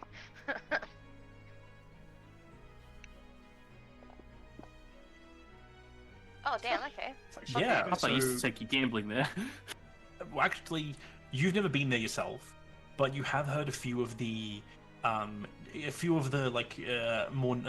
nobles of your father's court, Papa's court, talking about the Catherios' Grand Colosseum. It is a great place, they say, to watch invigorating combat, as they pay premium for seats for seats with a good vantage point of whatever fun things Catherios has found to pit against each other in the Feywild. Knowing the name and what it is, that he, by reputation, collects interesting creatures and stuff around the Feywild and makes them fight for money. With further... Has her papa ever warned her about it or anything like that? To stay away from it or anything? Probably never spoken to him directly about it. You probably only heard about this from overhearing other people talk about it that you probably weren't meant to hear. With the 15 as well, given that you know of the presence that it is an Arc Fae, this one is leaning a lot into the neutral territory. He seems to mainly be contained to his Colosseum and the events that inspire within it. He doesn't really have much on the grand landscape of the political situation going on in the Feywild. But you do know he's basically, probably a little bit less. You know him, you know your papa a lot more. But he's at the same tier as your dad. Okay. Tara is very concerned about Hugo and Aqua being around this guy. Probably especially so. Probably Zaz and Tara, you both notice, Zaz, you know this man because you've been to his place before. You probably haven't personally met him until just now. And Tara, from reputation, you watch he looks away into the distance, kind of watching the sun, the sunset that's occurring, And then he looks over you all, and there's a very weighing look to his eyes as he like kind of physically glances across each and every member of the party. Hi, I can understand that, Aqua. Tara's kind of gonna hold Selena and Christine, like, kind of behind her. Elena's sort of standing like she's looking at Catherios in like just a fascination, kind of like that, like when you see someone who is more you than you are. Sort of thing. Even beyond that, like a sort of a trait that's been passed on to Eladrins more properly, as Tara would know. These are like have like ethereal. Eladrins seem to have like ethereal beauty to them, and like someone of a high stature as he is considered like downright gorgeous and handsome to pretty much everyone. Yeah, Tara has pulled you Like behind think her. Horatio from fucking what's it called? I forgot the game that Seth reviewed. He's basically Horatio. I think, like, she would move a little bit, but it'd be a case of like she wouldn't really be fully aware of that you're trying to hide her thing, because she is very sort of just. It makes it more obvious for you. Arkva is also very obviously highly on guard and trying to stay in front of most of you. If Selena goes to like move ahead of Tara, No. Tara will like hug and squeeze, like tightly squeeze her wrist. It's not that she's moving away from anyone. She's definitely not moving towards, but she's very sort of not really paying attention to the rest of the party's sort of like reactions to this, because it's just like this is the elfest of elves that she's ever seen, and that's the only thing she's really paying attention to right now. Remind me, Infernal's a language is like to everyone else is like grunts and snarls almost, isn't it? Demonic incantation, but yeah. Yeah. Not Spanish. Yeah, Infernal's literally the words of like demons. Actually, so- devilish incantation, abyssal would be demonic. There you I go. couldn't You know remember which what? way it You'd be goes. correct there. I feel like Zaz yeah, I feel will like- You go. Zaz will close the distance and pull out of his bag a roughly hand-size flask of glowworms, and with it held out towards Catherios, a token. I have been in your establishment many times, and it seems like an apt opportunity to be appreciative of such a place. And Like- as the glowworms are in the flask, they constantly change color. His head like kind of tilts, almost like a bird like, as it looks at the glowworms in your hand. Looks up at you, like the smile gets only slightly wider, which probably isn't fully settling given he was already smiling. As he just reaches out, like steps forward, takes the flask, lifts it up, looks at it through like the fading sunlight as he watches the light flicker through the worms, like pops open the flask, reaches in, pulls a worm out and just eats it. When the flask is transferred into his possession, the glowworms change to another color as they reflect the mood of whoever is holding them. Okay. Mood worms. Oh, that's clever. Is there a list of the colors? Nope, because this is a background thing. Ooh, fun.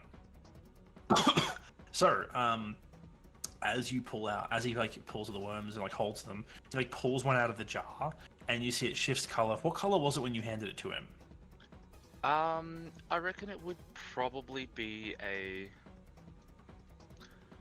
like a teal color, like a mixture of that calming blue and vibrant sort of green, as he is not trying to be shady or disingenuous. He's just being respectful to someone he has seen commands great power. And he takes it, he lifts it up, and you see that like they change immediately to a greenish color, and then kind of like to a yellow. As you can see, there's a bit of curiosity mixing with uh not gratitude. It's like obligation for you've offered a gift, so he takes it.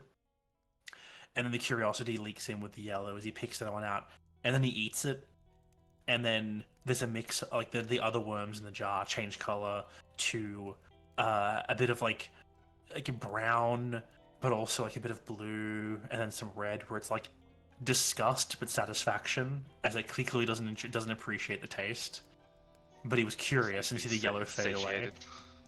It's not like he was curious, and now the curiosity is sated by. So he's like, I wonder what this tastes like. Then he eats it, and he's like, that was horrible, but I now know. Knowledge is power. Mm-hmm. And he takes tosses the jar in the air, catches it, tosses it in the air, catches it, and goes, well, okay then. If you're all heading in the same direction as me, you're happy to walk alongside myself.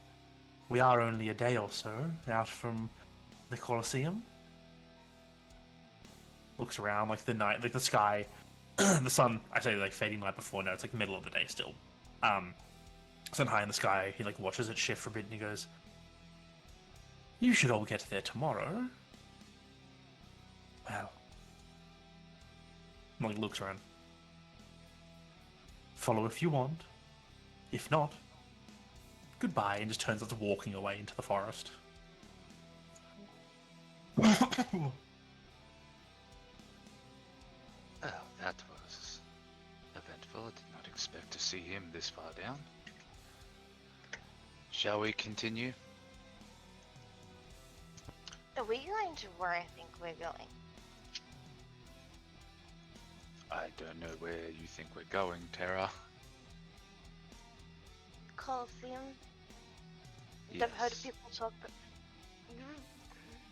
Tara she kind of scrunches up her face, and she looks and she's in thought, and then she looks back at the others, and she looks back to Az, and she's like, "You think that's really a great idea with these those two idiots?" And she points at Akvar and Hugin, and then she looks at Selena and Christine and goes, "They're not so normal either." As I'll be honest, if that's that threat, it's the kind of thing running that, I don't know if I want to approach it. If he wanted to take anyone for his fights, he would have done so already. I think that there is a lot of unique things in this place, to the point where perhaps we as a collective do not stand out as much. I was But going if- to say that to someone like him, I must seem plain in comparison. Well, yeah, he's an archfey. What's up? Are they all like that? Oh, that makes sense. It's not necessarily what he does that scares me, it's more there's an instinct a lot deeper down in many of us, and sometimes you know not to go near. Surprised you didn't have that with my mother. Didn't have a reason to. Daz makes a face like, I don't understand. I've had nothing but good interactions with this person you're all freaking out about, and nothing but horrific shit with the person you seem chill with. I'm not freaking out. She's just still watching this distant archfey walk away, just You're I gonna don't think love I've- my dad, Selena. ever seen anyone more elven in my entire life. Going to be lucky if I leave this place without having several aneurysms. You were going to be quiet when you were there. I don't want you speaking. I do all the talking unless you ask me to speak. I will not speak unless spoken to. Good. I don't want you pissing him off. Hospitality. This, that. Is the polite thing that we follow him now? since he has offered. Seems he doesn't really care one way or another. If Well, you're that's- that worried about it, we can shift course. We do not have to go there. I thought it might be something nice that you might, I'm some not- of you might enjoy I watching. mean, As I'm willing to trust your judgment, just know I will be on guard around some creatures. You should always be on guard. You're in the Feywild. he makes Yes. an incredibly valid point right now. And you're here I just as our thi- trusted guide. I think it's, first of all, that's insane. But I think it's insane that you weren't this on guard before. This place is arguably nicer. But I leave the choice I to you agree. all. We do not have to go if you do not wish to go. I mean, I always hear everybody talking about it. I mean, not everybody, but I hear a lot of people talking about it in the summer court. Isn't it, like, expensive, though? I mean, it depends on your definition of expensive. I just say, He pulls out heaven's his coin sake. purse. I still have a lot left over from when I had to trade in some stuff so that you were able to afford your whip. I imagine we should be fine. True. I mean, it would be I- interesting to show them other things in the Feywild. Honestly, we just really need to watch those two. And she points at Aqua and Hugan again. If this is in the direction of the goals that we need in this place, then I have no issue with that. I have issue tallying here any longer than we have to. I don't mean to sound rude, but there are pressing things that are passing by a lot faster while we are here. Up then. Something that I was Direction reminded you about at your mother's place. She says, sort of like to herself, kind of quietly. Probably enough to hear.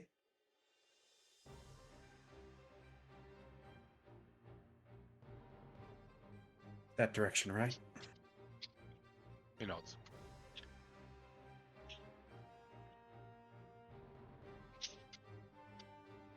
Yeah. We'll ease up on the grip on the thing now that I'm pretty sure they're out of sight.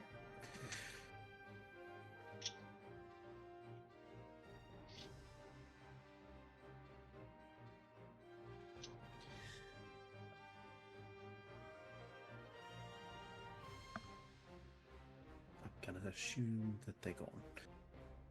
Oh, sorry. Yes, I was muted. Yes, as you're gone, they've left. Like, you're having this conversation as they like getting out of your sight. I assumed. I don't think you're like talking as he was nearby. By the time the conversation is done, he's vanished. As you finish traveling for the evening, you wind up about a couple miles out. You will definitely make it there tomorrow. Okay, okay. Yeah. At which point, we will go on to the next day. Only one spell's been used, right? Yeah. Yeah. I don't think Catmaster would bother if it's only the one spell slot. But I need it. Should have not used it then. But I want it. As, Put a little back. we go on to the final portion of the journey. As you're approaching, as you're making your way to this large coliseum, as you can see, the group of you see this very large, glistening, almost like white and golden coliseum with large spikes of golds pointing out, floating like lights that are sparkling like fireworks on each of these pointed piers that have been made up. There seems to be a commotion, a large noise, as things seem to be happening pretty close by. A bundle of dust and grass and all things, gravel, wheels, carnage, broken things from merchants that are traveling nearby are all swathed up and coming towards the lot of you. Can the lookout make a perception check, please? I can.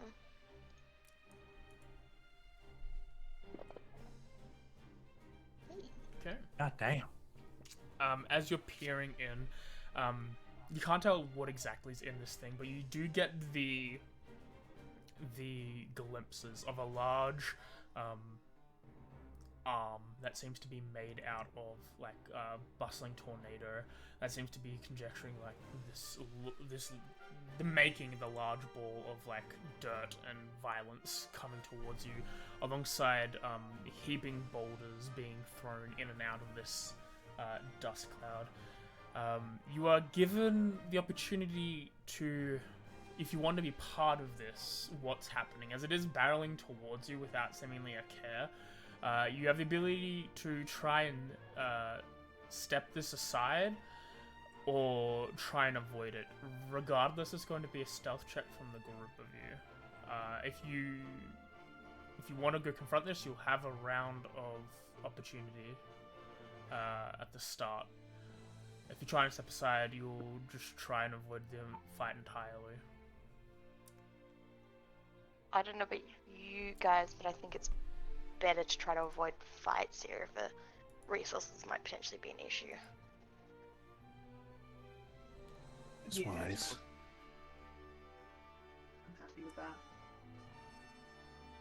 I really like combat. It's fun in this game. I mean, I want to same. have stealth slots though.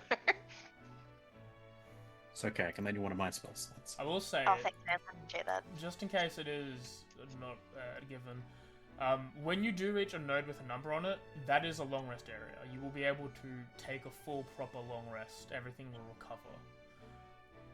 If that is going to sway anything in terms of anyone. I think you're trying to talk us into combat. I'm not trying to do anything. I'm not making sure it was clear that these are like areas that are. You only get a couple things given from your camp suppliers. They have to actively choose and make a successful roll for it to happen during travel. But your journey is, anytime you reach a node with a number, that is a place to long rest. Okay. Well, I'm happy to go either way then. If you want to be more careful, if we want to try to fight. So I just would probably say Terra's less inclined to fight things in the Feywild, though. That's fair. So just as a reminder of what's going on, does it look like there's two elementals fighting? There seems to be a thrush of at least an air elemental and an earth elemental sort of barreling towards you, causing havoc as it's doing so. If We there's could- more we could in avoid there, it. then who knows?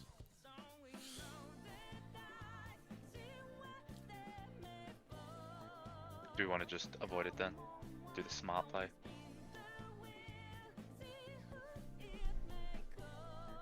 Yeah.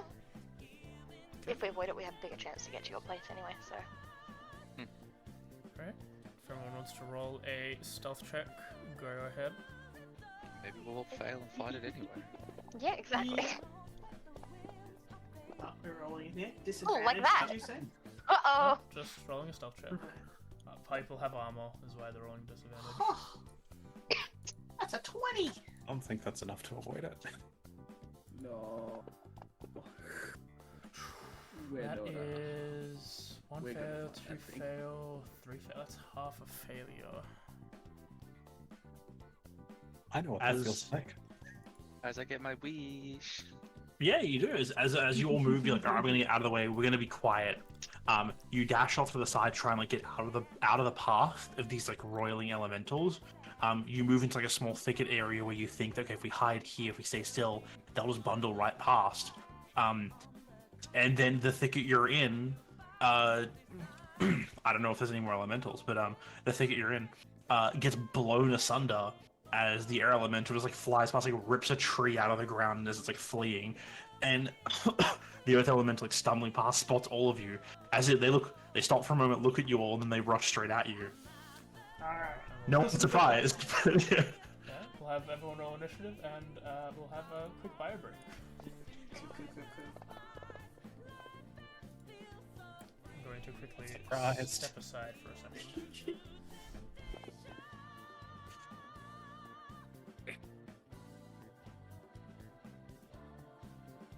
You know, I'm not even remotely surprised that I'm clashed in with Hugin as the idiot of the party. Well, you say things in a weird way.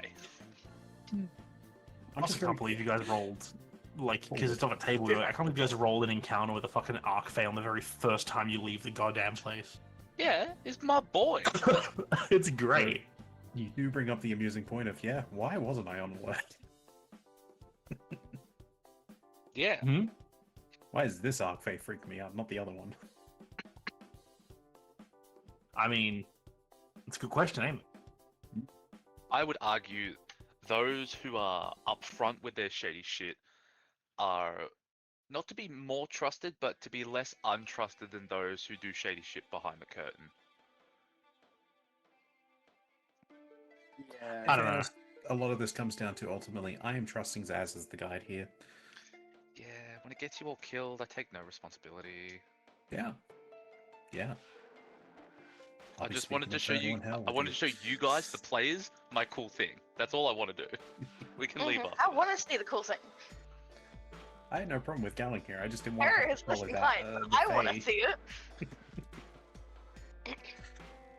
But we'll go. Just didn't want to follow that Fae. That is all. That was his Chill. own request. I gave him some glowworms. Please respond. I showed you my glowworm. Please respond. Why the Horrible. fuck They did did you have- respond. be They ashamed. turned blue because they got I'm sad. proud of Yeah, you. why do you have mood worms? I've had Why a. not? It's literally as part of the Fey Lost background. I get. Where is it? Where is it? It's fucking here somewhere. Scroll up, scroll up. I roll on the Feywild trinket table. Also, an important thing to point out, people who have rations should be marking rations off every day it passes. Fuck me, 3 I days of Woodland always 3. forget rations. Yeah, you've had 3 days. I love it. Cool. Sweet. Let me just do an adjustment. Yeah, so I roll 3 times for 3 trinkets from the Feywild trinket table. I rolled mood worms. I rolled, I think, 2 U bands that are forever linked somehow, which I've given away or disposed of at some point, and a third thing which I do not remember. Fair enough. That's kind of cool compared to what I've got for a background feature. I think the third thing was I sort of merged it with what my druidic focus is. Which Hmm. I realize I haven't explained to anyone what his druidic focus is. It's it's a wooden thorn, like thorn bush that wraps around his arm and circles out to the palm. That's That so is kind of cool. Kind of makes me think of the amps from Warframe. Yeah, not dissimilar, just a lot more jagged and is held in place by all the thorns poking into his skin. Hey, look, if we happen to come across anyone who shares a faith with me, we can get shelter. Hey, I have that too, except like that's really fucking hard for me to get. Oh, you're an acolyte as well? Yes, I am. Yeah, mine specifically is labeled X-Acolyte. Exactly. I'm an Exactly. acolyte of a basically a dead religion. So Yeah, my faith is, I suppose, the twins these days. yeah. There's I not many don't- Devages around. I don't think we're going to be coming across any, yeah, I'm not sure we're going to be coming across anyone that would be willing to give us a bit of shelter. The twins. Don't worry. We'll just The go real- to Summer Phase military encampments and I'll just pull rank. It'll be fine. One of the well, I just lost my train of thought. Like my entire thing I was just going to talk about is gone now. It's derailed now. Isn't derailed, is obliterated. I'm not calling you a train wreck. I'm not calling you a train wreck. I'm going to get another can.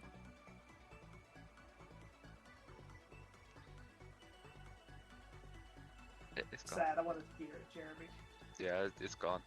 It's gone. Aww. I know I said I wasn't going to draw. but I'm drawing. You're drawing. I can't help it. I mean, I'm mining nickel in RuneScape, so I can't comment. Is it not sailing your boat? I need nickel. I need to make copper and nickel to make upgrades to my boat. Now just You gonna boat. get it back? Hmm? You heard me. You're gonna get back. No, You're you're gonna not get the gonna nickel get back. nickel back. Thank Don't you. ever say that again. Oh, Look at you're this. mad at me, guys. I'm not mad I at like anyone. one of their songs. I'm mad at anyone. I like Burn the Ground. I'm not mad. I'm just disappointed Oh no, that's even worse. in you specifically. Oh, don't be disappointed in me. Look at this graph. Seriously, look at this graph. Smile. That is dumb fucking face.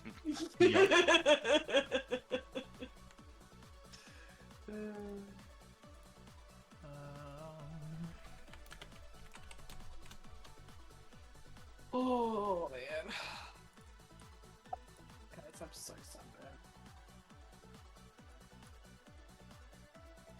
I mean, Did you use the sakes. cream? I did. I'm still Did you use sunburned. it more than once? That's an hour. It's you're supposed to reapply it. It's supposed I to soak, pull the sunburn out of you. And it's like, oh yeah, I'm done. It's like sunscreen. You gotta reapply sunscreen. I was too busy being like, alright, children, come here, let me put sunscreen on you.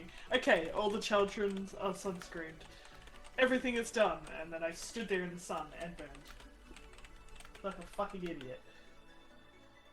Do you think this is the dumbest joke? If you could buy Transformers from Wish, one of the Transformers would be called Sunscreen instead of Starscream. And it's just a bottle of sunscreen. Uh-huh.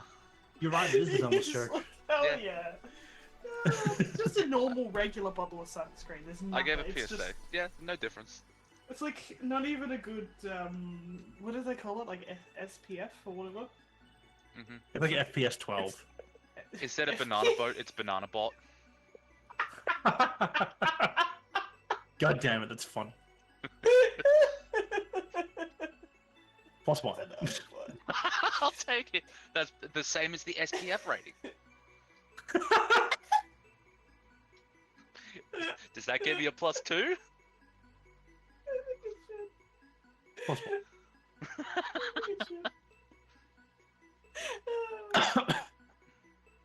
Oh. Oh my god. I like how we're like, hey, here's the place you have to go. Red 1. So where are you gonna go? How about we go in the opposite direction immediately? Yeah, I told you. I told you what I'm doing. No regret. I don't know what the fucking goal is. I'm just here because we gotta be here, you know. Yeah. My family are probably in danger of their lives. My father could be dead. It's fine. You know what's Fine. insane? What? More than a month has passed in the prime material. Oh, fuck me, don't say that. And it was going to have passed no matter what way we No. went. Oh, no. Oh. Maybe we can talk to, this Arc Fae that we met along the road when we get here, and we can earn some respect, and he can, fix the time dilation for us for when we go back. I don't think that's gonna happen. But it might. I don't think it will. Everything's gonna be so fucked when we get back. It was always going to be fucked when we got back. Yeah, I but will now say- it's like more fucked.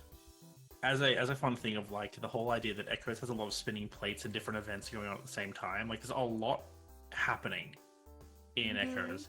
It's gonna be great getting back to all right, here's all the shit is now that has progressed since you haven't been here. It's gonna be awesome. No, it's not. It's gonna be awesome for me.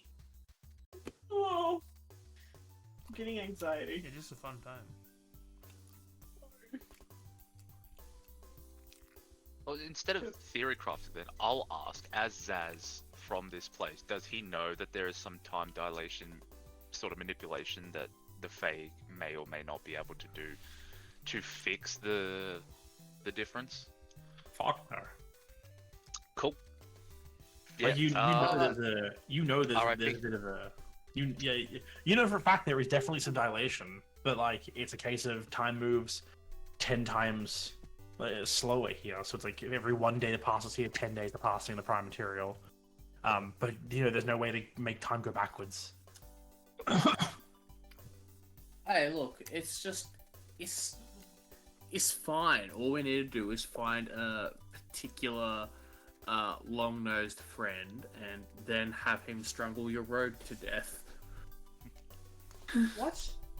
What? He's making a Critical Role reference. Yeah. Okay.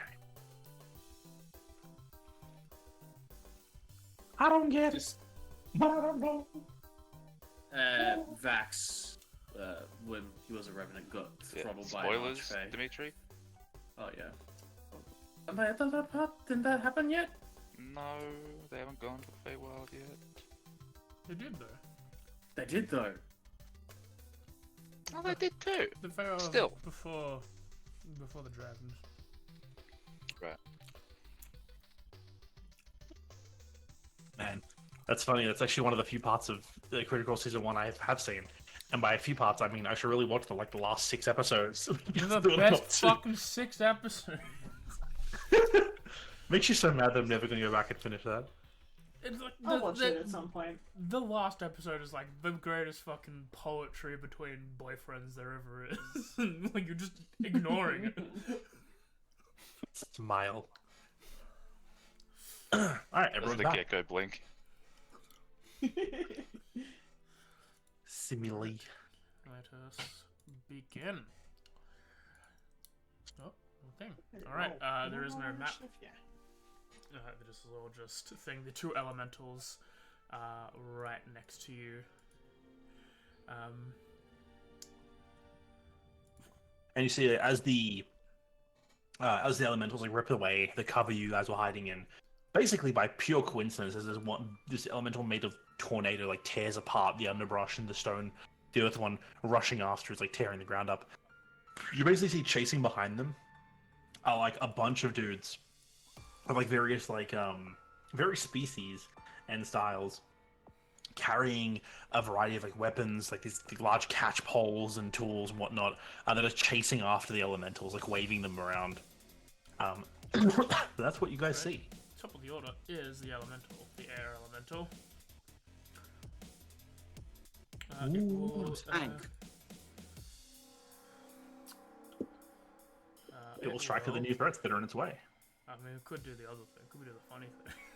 You do whatever you want to do, man. I'm not looking at the sheet right now. It will get into the group of you. Everyone roll a d20 for me real quick. It'll just be the lowest 4 will be caught in this. Oh, guys. Guys. Oh, not the I net got a 20. 20. Alright. Alright. I got a We should roll for Christine as well. Oh, no. She also got a 20. That's a rough, Alright, buddy. everyone can make a strength saving throw, please. I'm not good I mean- at those. And not Selena or Not Christine. Selena, just Oh, thank fuck for that. Oh, Oh, no. Tara. Hey, Tara, you get inspiration. Yeah. Yeah, I do. That's Yeah. everyone. Remember to add that +5. That's everyone then. Everyone but Terra takes. Well, I think Zaz already has the +5 added to 11. Oh, so then No, the yeah. +5 is, I think. Oh, no, yeah, you might be right. So Sorry. just Hugo and Akva, you take 7 bludgeoning. The other 2 you take 15. Oof. And then can the 2 of you roll a d8 for me?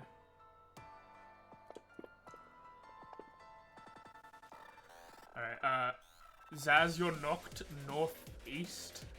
No, not Zaz, Terra. Terra needs to roll the d8. Akva, you're going southwest, and Terra, you're going straight north.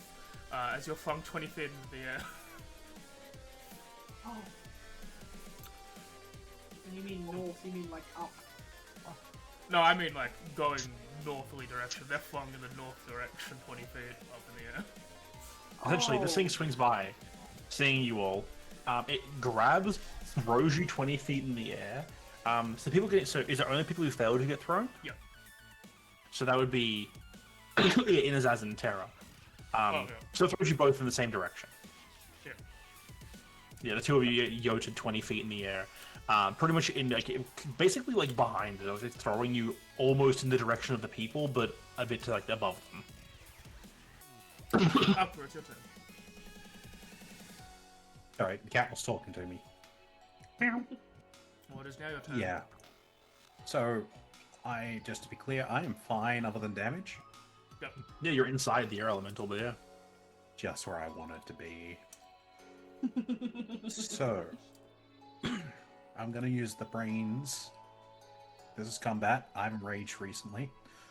I'm gonna do that. That is unfortunately my bonus action. How do you cut ale? Very Sure. carefully. Carefully. Yes, carefully. Well, air elemental, right? Mhm. Let's do attack 1. That's a crit. Okay, Wow. let me add Either my- way. I just gotta add my other thing onto it. That, and then roll damage as normal, yeah? Mhm. Guess it's not low enough for the head tables, is it? Oh, Do we even use those tables anymore? If you want We haven't in a use while. them, but we haven't used Yeah. them. Okay, that's attack 1. That's really good. Good start. Man. Literally max damage. Kind of want to use up this. You know, I really should save it, but it's not going to go on cooldown unless I use it, is it? No. And the cooldown is, we did talk about it, the cooldown is not going to imaginarily end if it's on cooldown when you get into the prime material. It'll... The 24-hour cycles whenever plane you need to be and need to concur. I assume well, it's a full week, so I assume it's just I've still got to go day by day either way. Yeah. So I'm going to use the last thing of that, which does that for the second attack. Mhm.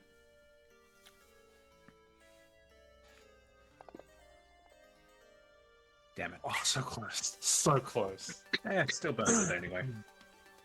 Still that hits. that is now on cooldown for a week.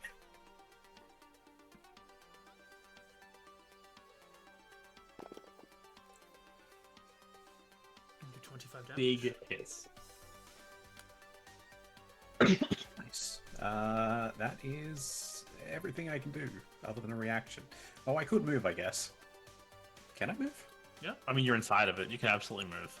I'm gonna step outside it. All right. Oh. I feel like I probably shouldn't stand inside that thing, so...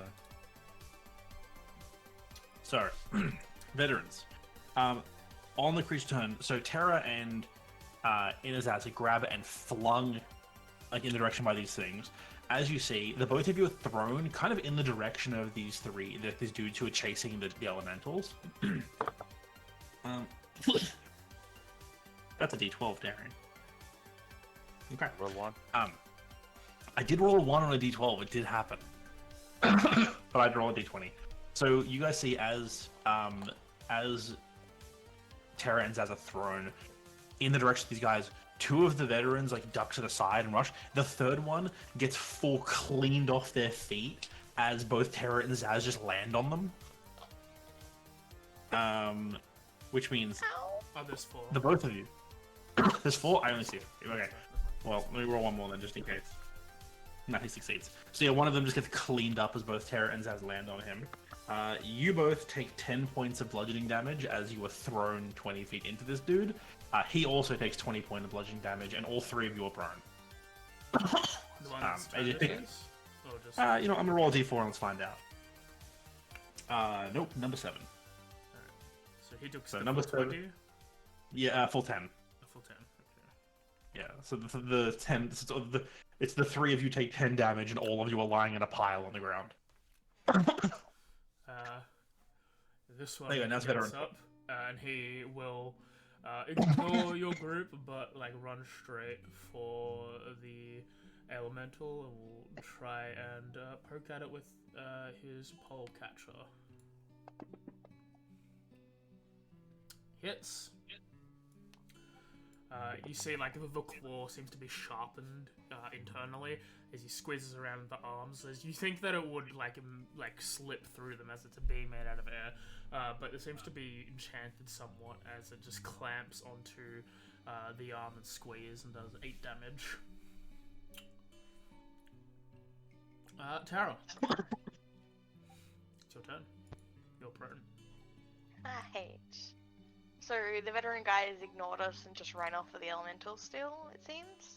Yeah, one of the ones that you didn't land on. Yeah. But I'm on top of someone technically at the moment. Yeah, you're on top Yes. of 7. Okay, Tara will get off and just kind of go, sorry, and back away a bit. And try to help Zaz up if she can. I think we went in 2 different directions. You're nearby No. enough. Wait. Yeah, you're nearby enough to where I made a mistake. Okay. I got confused. Okay. I thought we bodied the same guy, sorry. There was a slight gap between it. Basically, Tara, you landed on the dude. The guy Zaz was going to land on ducked out of the way at the last moment, managing to avoid it. I'm not gonna make any aggressive actions for the moment. I'm just gonna go over and help Zaz up. Yeah. You move. If you want to let you spend like a bonus action to pick Zaz up. That's what I'll spend my turn doing. Okay. All right. Easy. Veteran 9 will also get up and run towards the Earth Elemental, and he will do the same thing. He will hit. He will also grab one with his magic grippers.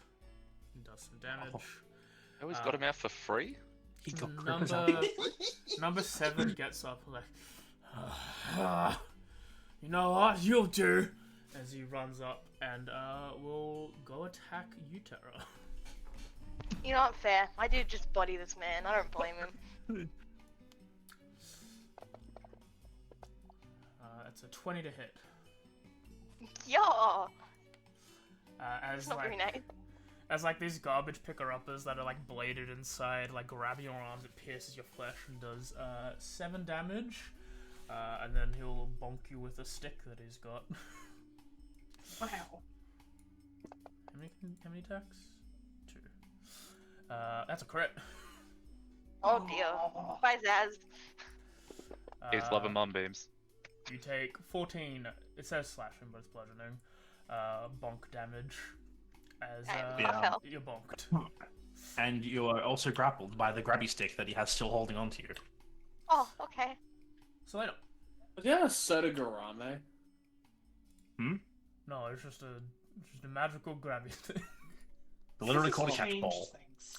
This has changed a lot of things because I initially was going to go for all the elementals, but the veteran, which one was it that just hit 7. Terra? 7. Yeah, fuck 7 in particular because that's not ideal.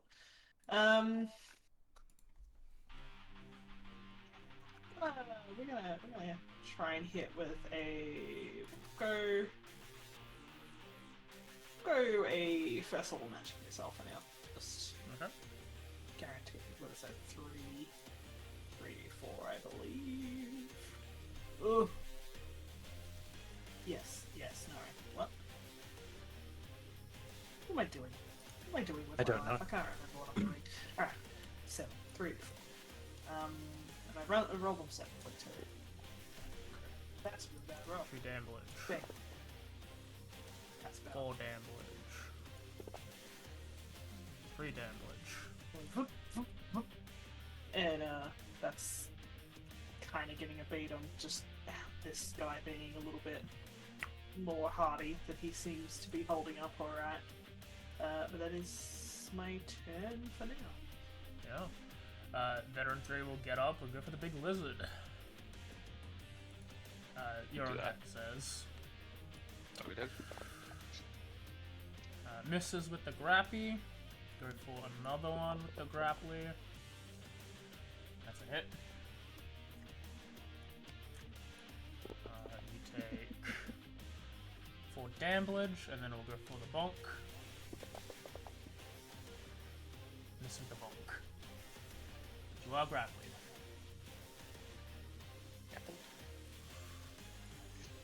Your turn. Okay. Now, downside of being gravelly is you're prone, which when you're on the ground, and it costs half movement to get up. Just picked But I up. was Oh, helped no, up. right. You had helped up. Never mind me, because I was about to say you're gravelly on the floor. Never mind. Gravelly the ups. Yeah, these are around like your arms. The fun instrument Darius put in chat. I like the one you posted, Jeremy. Yeah, I like mine better. Yeah. They just got the plastic toy grabbers. Yep. So just sharpen them. Okay. That's kind of funny. Is it? Just increases. Okay. So one's grab Terra, yeah. Yep. I'm gonna cast heat metal on the grabber that the one that is on Terra, Okay. so he Ow. will have to drop it. Okay. That will also Uh, maybe hurt your friend, but alright. Isn't that grabbing onto me? Yeah. That's a yeah, good okay. point. I mean, you can go ahead and do it. You heard what I said. I'm about to get branded.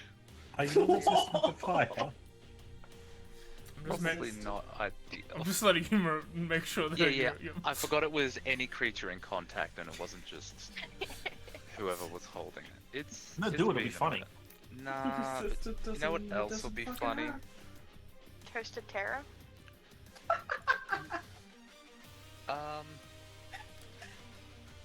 Regen? Man, I want to cast like the big cool spells, but I also want to save them. Yeah, I'm just gonna fucking bite it. Okay. Okay. Bite the man. The one, not the one that attacked me, the one that's grappled Terra. Yep. Yep. Would you say that I can get in a flanking position with it between me and Terra? Given that your movement speed is 0, or no? I'm grappled as well. I thought you said Yes. I wasn't grappled. Oh, I No. just wasn't. No, hit by it. you're on the floor. You're still grappled Still grappled. because you were Okay. hit by it. We're just a couple of grappled guys. Grappled friends. Yeah. Luckily, they don't say they'll be able to like grapple you twice. They can only grapple once. They can try and do it twice, but they can only do it once.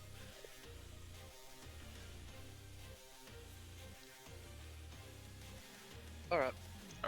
Yeah, I'm just gonna eat him. Go ahead. That'll be number 7. Nom nom. 7.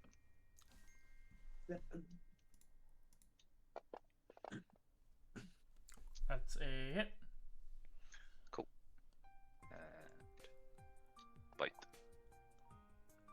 You do a damage. I will bonus action bite.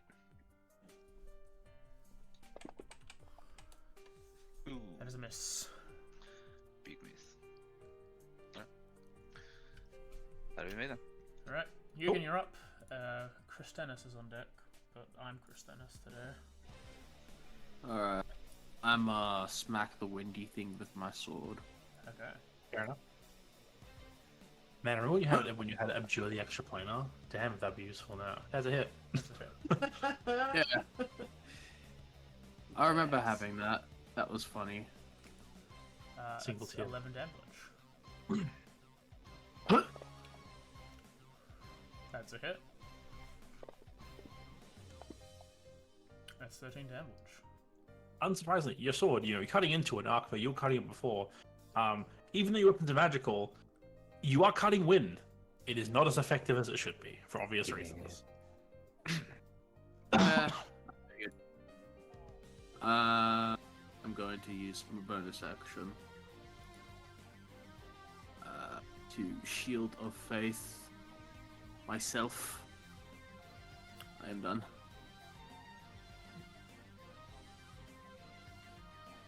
Bye, guy. Alright. It's you, AJ. You get to do it, Tara, Sam. do you choose to fail? What? Christine picks points at you and is going to cast a vortex lock on you. Sure, I'll fail. You are no longer grappled in the man's mean thing, and you are placed. Not there. You know what? You're sort of in the middle between everything going on, like 10 feet away from both combats. Okay. So you can choose to where to go. And that's her turn. As far as I want to expend things for. Big Man Jones. Rockman Jones. He doesn't get to stand in the middle and do fun things like the man, but he does get to hit like a lot. The two big men next to him he'll go for. Big man, veteran number 9. That's a miss, and then big man, red man. 16 is also a miss. Top of the order. Windman. Windman's gonna do the fucking same thing again, brother. Arkver and Hugin, strength saving throws as well as these two dudes. If that deals damage, can that crit? No, it's a saving throw. Okay. Veteran 9 succeeds, and veteran 18 succeeds. Everyone succeeds. Everyone takes 8 damage. As it tries to whirlwind again. Okay, yeah. 8, so that's 15. Wait, Yeah. is that bludgeoning or magical? Bludgeoning. Half of Then 8. 4. Then 4. Yeah, I was just like, wait, yeah, math. Yeah. Up. Well, that, yep, I was gonna say that should expire, but I assume that whoever hits me next still crits. I don't entirely know if that's how that works or not, but... I assume whoever hits me next just still crits regardless. Yeah. The next one will hit you, will crit regardless. Yeah, I assume that's how it's work. I just wasn't sure because it wasn't really in part of the effects, so... Quickly read room thing real quick. Yeah, just double check, because I'm pretty sure it's just whoever hits me next. First, but- the first attack against you is automatically treated as a critical hit. Oh, so then that other, the big Earthman did crit on you. Oh, yeah, go ahead, do the damage if you want. Just add a flat number. That's an extra 16 damage. 16 Half to 8. Yep. I don't know if that gets reduced due to how you've written it. Oh yeah, it ignores all reductions, so you won't just a full. Full 16? 16. Let's see, 37. Yeah, I wasn't sure what was going to account towards that, if they had to hit or if it was just they're guaranteed to crit It's a hit. guaranteed to crit. That's my bad. I forgot. No, that's alright. It's a new effect I haven't really gotten used to with myself. Right, that elemental's still standing. I'm still standing. After Yeah, all this yeah, time. yeah. I'm gonna... Well, I'm already raging. I might as well reckless again. Except Whatever's this time... gonna hit you's gonna crit you, so you know it doesn't really matter. Oh, that we already just stuck with that. So first attack. I just went to roll that as his token. It'll be fine. Oh, That's a hit. no, but PvP right now. Well,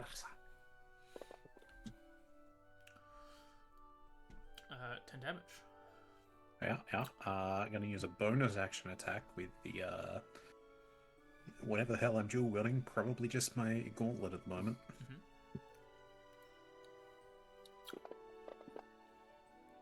That's a crit. crit. Oh, I forgot to apply the damage before too. Damage, Oh well, yeah. too late. We'll just pretend I applied it last time and then pretend I am not forgetful. No. Yeah, Cool. Yeah. You burst Now- apart the first elemental. What it would be the closest to me next? Actually, who was the one that grabbed Terra? Number they close? 7. They're 20 feet away. I got room. I'm gonna Yeah, it's charge within at them range. and try and deck them. Alright. Yeah. Earthy Boy will get a punch at you as you run past him, but yeah. Fine. Do you want me to do that first? I mean, it's not like he'll stop you, so. Okay. That's a miss. I want to deck this man. I'm gonna fail, but I want to try. There's a fail. Deck him. And yeah, now I'm in the middle of a few of them, I think. They have advantage. Alright. 20. I think seeing the air elemental get blasted apart. Since Wow. You messaged the wrong person, AJ. How dare you? I was letting Karen run combat. So 20 had the air elemental grabbed, and then you just blasted it apart. He looks around for something else to grab, sees Inazaz already grabbed partially, and he's going to run over and also attempt to grab Inazaz. Oh. That's a miss on As the he calls first out- one. Go for it. And for the second, it's a 17. You Does take- 17 hit? Yes. Okay. It is my AC. You take. Oh, don't worry about that. Because we did the flat damage before. You did 6 plus 3, so 7. So give yourself 10 HP back. So, Which as you guys all see, the second one runs up, while like one of them has like the catch pole around Inazaz's shoulder. As you bed at number 7, number 20 runs up, gets the second one like around your torso, and like pushes you back. And the two of them stand on opposite sides of you, with the poles between them. You are restrained and grappled, and with the way they're standing and the way the poles are holding you, you can't reach either of them. And then we'll go Sorry. for a final bonkage with the. I mean, it won't stop you with ranged attacks, but That's a hit. What are they doing with the dog? I'm gonna do something with him. you'll find out. Inazaz gets bonked for another 4 damage. Right, Carol. I am all good to summon bears? 2 brown bears? Yeah, fucking bear Cool. time. So though. Ruin I would everyone's like to day by summon making more bears. Flanking 20, who is who's bullying the dog. Cool. You So don't number count 20 runs that. up, grabs Zaz, bonks Zaz with the bonking stick, and then 2 bears appear. Yep, set them up to flank, and they're gonna bop a bitch. Alright. He's probably having a bad day. I hope he does. Who doesn't? Hey, That's a good crit. bear! Is that the 4th crit this session? I've had 2 crit failures. I mean, they're crits, so that'd be 6 crits. Just, not the ones you want. That's another hit.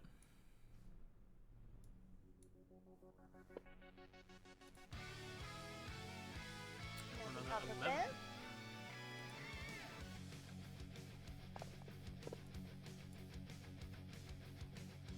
That's a hit. 6 damage. And then my last bear attack. Hope he dies. That's a hit.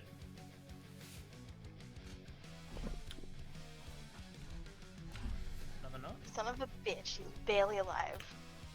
I mean, man got lit up by bears. It's a dream only some of us can wish to attain.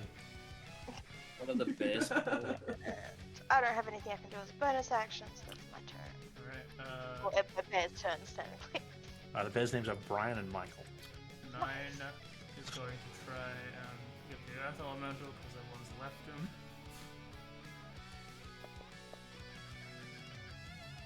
That's a hit. Wait, are we the bad guys? No. They hit me Aw. first, just because I bodied him. I apologized. He still Ah. chose to hit me. No, that's all I need to do. And this one's gonna bonk at Zaz. Okay. I'll say, for those who understand Sylvan, you hear these people basically, the 4 guys are shouting to them about as soon as the elemental died, they're like, fuck, that was the one we needed for this, like, that's what we needed for the current entertainment. What are we doing? The other one's like, anything will do. Grab these ones, and then they start trying to grab Zaz and drag him away instead. Tara is yelling at them back in Sylvan. Zaz is not entertainment! Which is as they do bonk Zaz with the bonking stick, he's like pulling, and if the other dude wasn't surrounded by bears, they'd start dragging Zaz away. But there's kind of a bear problem, so. I have created a bad problem. I'm sorry. Okay, so which one was attacking the Earth Elemental? 9. 9. And within that range, say that nice 20-foot radius sphere, would there be anyone else I could potentially get? Everyone. Oh, totally. Yeah, like everyone. I don't want to get my friends though. That's the problem. Then you will hit all your friends. So if you want, you can definitely hit 9 in the air and the Earth Elemental. But like, if you want to hit, then because then the next closest person is then Terra, and then it's the Bears at number 20, and then it's Zaz and 7, and I don't even remember where 3 is myself. I'm just hoping so- AJ tracked that. A cheeky fireball is probably not the best idea right now, considering the area we're going with. Highly up for debate. I think a cheeky No, I fireball don't is definitely. I don't do that. I don't hit people. I don't hit party members unless I know they can take it. Hera is I currently think literally everyone there could take it except maybe Zaz right now. No, I can take it. no. You've got This one goes person against with my code. evasion, you've got one person with fire resistance, you've got Zaz.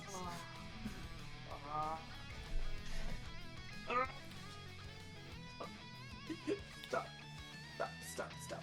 We're just Okay, devil's advocating because we love. Yeah, I we know, love people. that's the problem. Hold on. You've got the bears, they're bear resistant.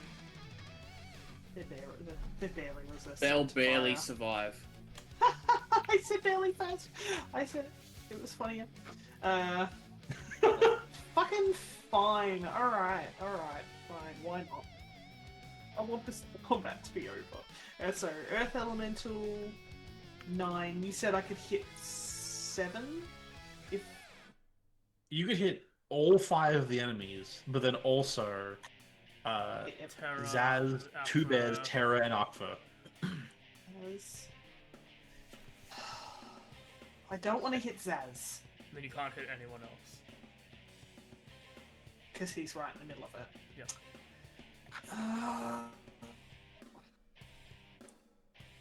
You can hold direction until I go. Fuck it, I'm gonna hold my action until he goes, but that means that if I don't do it, I'm gonna lose a 3rd level spell slot, so... Yeah, I'll Alright. do that. I'll let Alright. Zaz have these 10. Veteran 3 is going to turn around and go for probably Terra again. She's the bear summoner.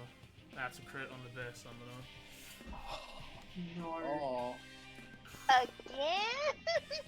That's 15. That's conjure woodland creatures, right? They didn't by chance move out of my range, did they? It's conjure animals. Conjure animals. Is that still a concentration check? Oh, yes, it is. Sorry, I forgot to put that on my Flip phone. an effect, and then roll a con saving throw DC 10. Natural 1. Natural. Oh, that's a 9. No bears. Bears have The bears disappear. disappeared. Do they disappear or do they go rapid? I think they just vanish. Yeah. I don't think they're the. I wanna double check. I don't think they're the ones that go evil. That would be Oh, They're old Michael. spells that do that. Some creatures are friendly to your companions, blah blah blah. If you don't issue commands, they defend themselves from hostile creatures while otherwise taking all actions. I can't see. Yeah, they just vanish. They're not. Yeah, they would. vanish, They yeah. would state if they go aggro. No bears. Bear be gone. Be cast. They're also not even real bears. Hey, on the plus side, Selene, now there's 2 less friendlies to hit. Tara is very angrily pointing it and saying, you're gonna make my papa so pissed." Now you're grappled, and they go for a bonk on you. Do you know who I am? Do you know who my father is? My papa's Yeah, gonna be I know so you are. pissed. You're entertainment. Zaz, your turn. Okay. So, I do have to check something. We taking the 2024 bonus action Wild Shape for Druids? Yes. Okay. In that case, That's all I you get. will. That's fine. For now. For Could I do it as an action instead if I wanted to? Yes. Yeah, totally. You can always upsell. Cool. I will bonus action activate Cloak of Spores.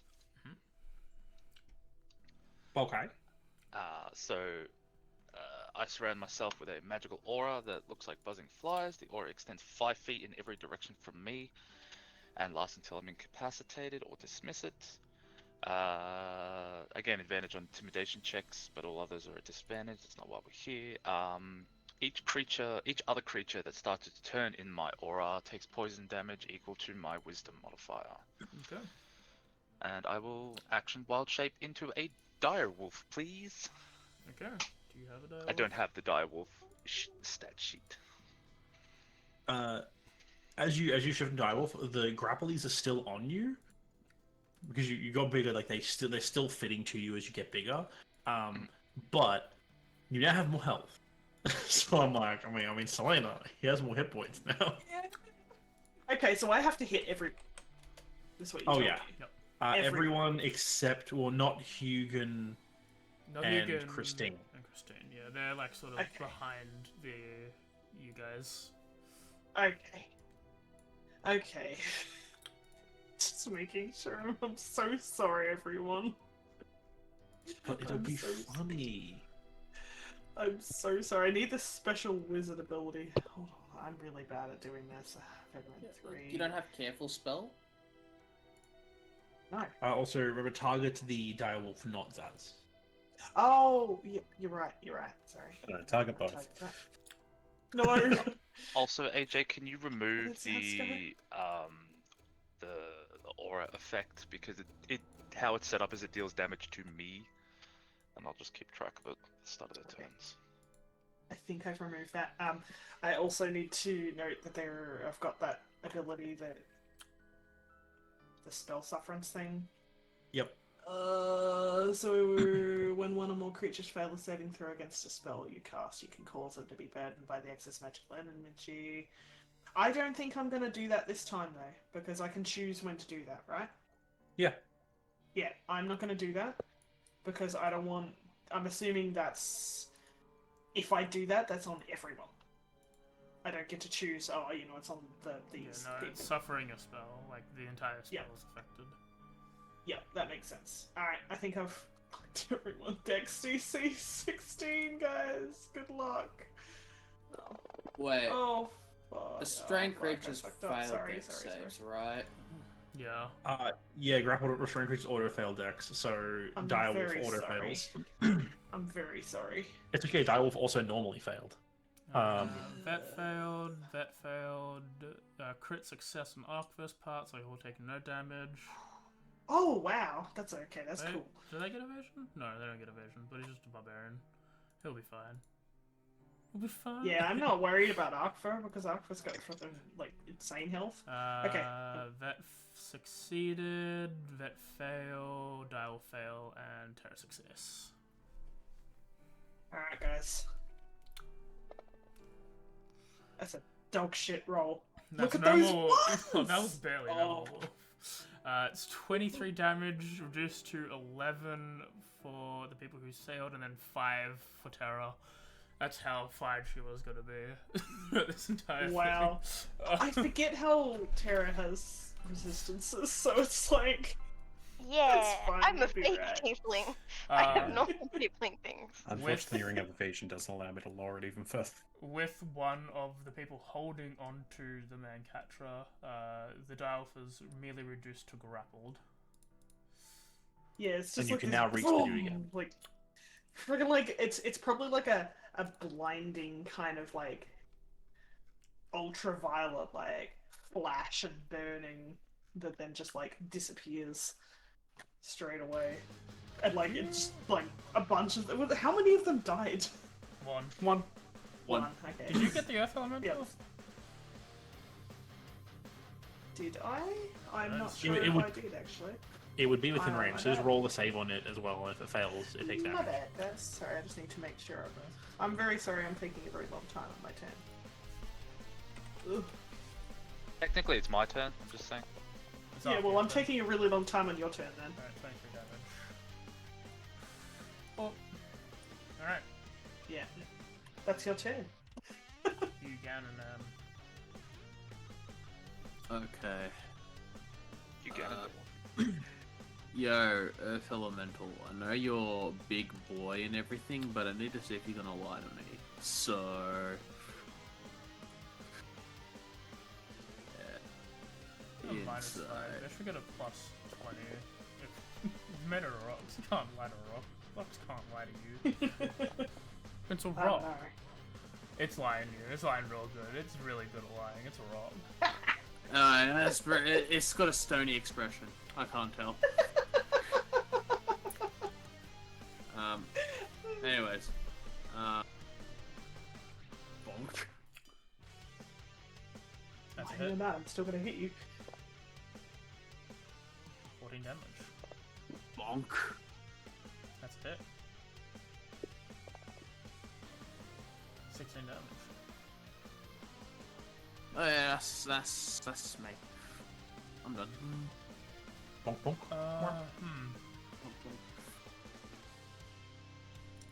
You know what? She'll let those bitches up.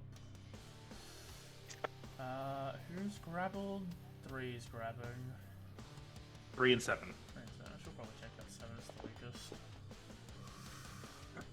That's a hit. But sure, 5 was just one blast, right? Just big blast. Yep. What's up? Yeah. One blood. Alright, cool. Direwolf is no longer grappled. Big Man Jones is gonna go for his 2 new friends. Hugin. That's a miss. What a surprise. Is that 22 with nothing on? What the fuck's your armor with nothing? 23. What the fuck? I think it's got 'cause- Shield of Faith on. Yep. Oh. I could always pop it on. It's a free action to pop the armor on. Apparently. I think. According to the amulet. No, I meant like just like you having armor on. I didn't know you had. Oh, Armor. my regular armor is 21 because I got a +1 shield. Number 9. Alright, yes. But 9. Number 9. I think 9 was the one that came down here. Yeah. Alright, that's a miss. Death Elemental's not doing as good as his friend is. Aqua. 7. 3 is the only one doing anything to a friend. Well, then I guess that's my target. Wait, is that the one that's on Wolf? No, it's on Terra. Well, 3 it is. There's no one else around me, right? I mean, other than your friends, yeah. Okay. We'll watch as you kill this man. What do you mean? Am I recklessing twice? What? It's only on once. Oh, it's on the Wild Spirit's 10, that's why. Oh, my bad. Tip. I was like, it hadn't worn off. What? I should have removed him from combat. Go away. You're not here right now. Please leave a message after the beat. Okay, so I'm gonna go attack Terra. Yeah, that's fair. She is the most damage. You could take her out and submit yourself in the party, for real. Good. You know what? I'll give this guy the joy of actually using a sword on him. 3, right? Fooling around with one of the other party members. If he hasn't already cemented himself at the party, I don't That's a know miss. what. Okay. Other attack.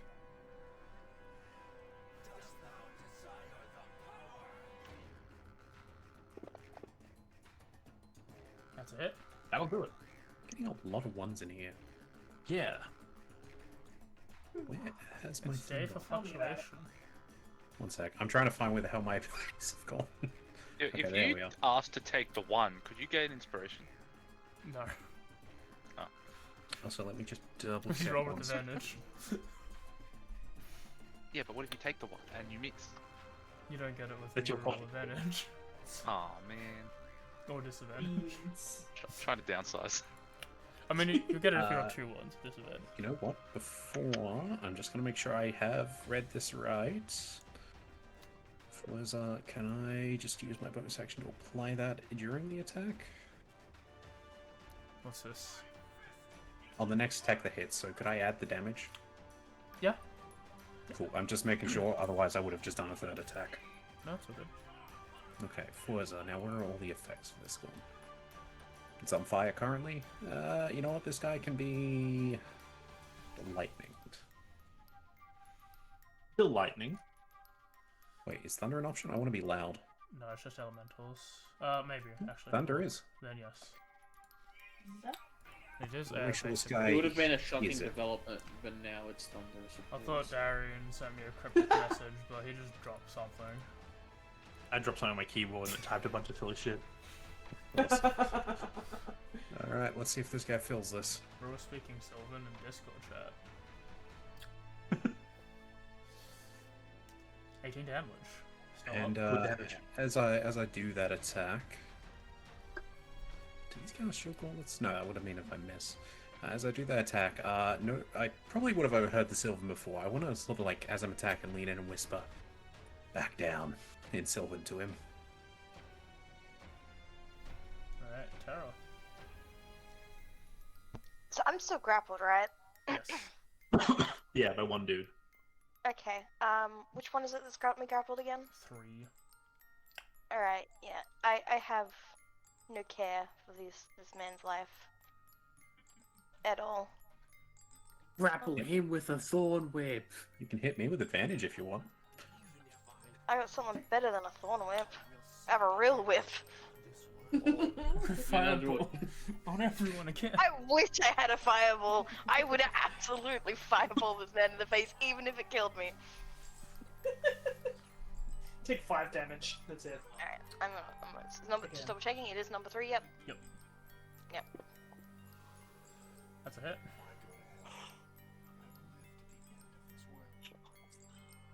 Eight damage.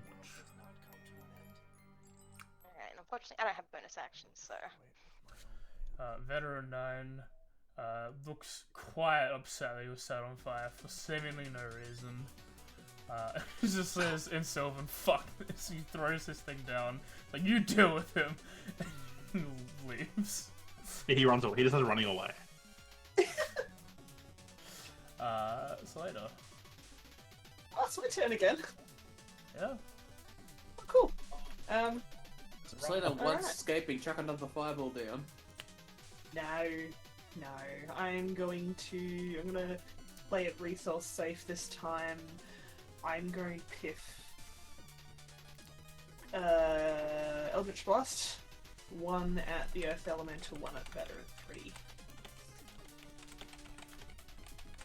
I'll go Earth Elemental first. That's a hit. 22. Big. Wow. That's a really bad hit. 2 damage.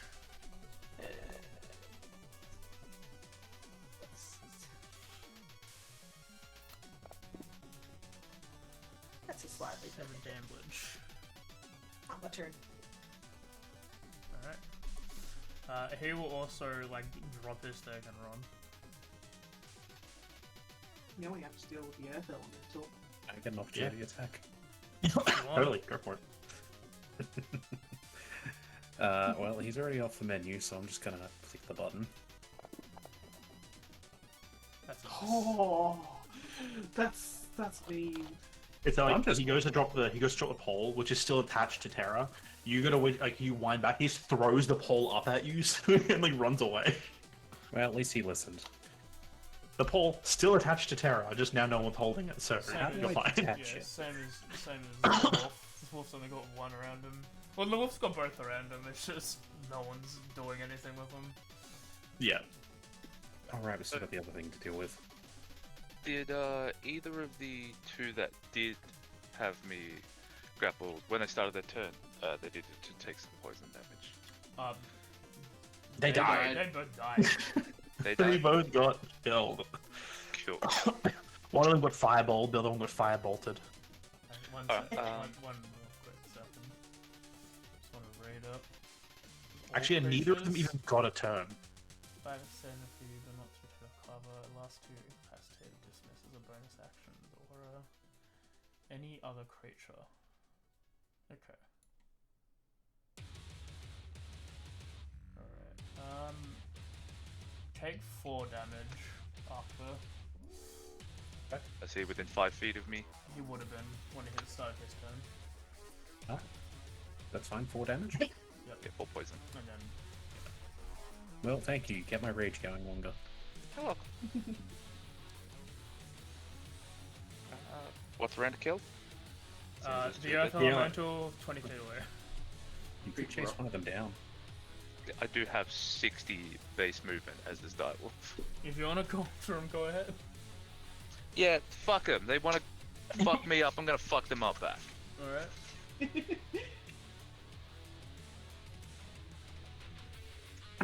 Roll a hit. You can catch the one that just ran away, like that was holding terrors. He's at the back. That's a miss. And misses. Doesn't get multi attack. It's not a pounce attack. You can or no? Nope. No, those are I think if I lions hit- only. Those are cats that get multi attacks on the pounce. No. I mean just a pounce attack in general. I thought wolves had that. It's part of the attack. They can bring them down. Part of their with bite attack. I'm mixing it up. Alright, is he gonna lie to me this time? I need to know. I need to find out. I don't think he is. Yeah, he rolled a 5. Yeah, okay, that's what I thought. Thought this man was gonna.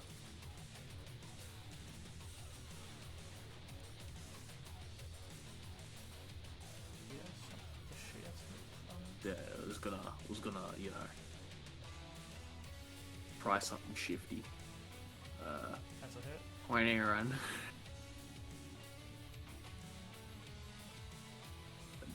I think that hit, so I bonked the shit out of him. You do 20 damage.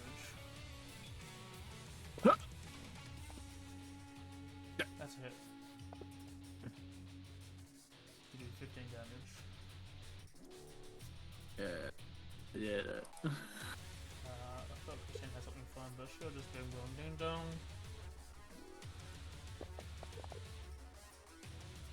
That failed.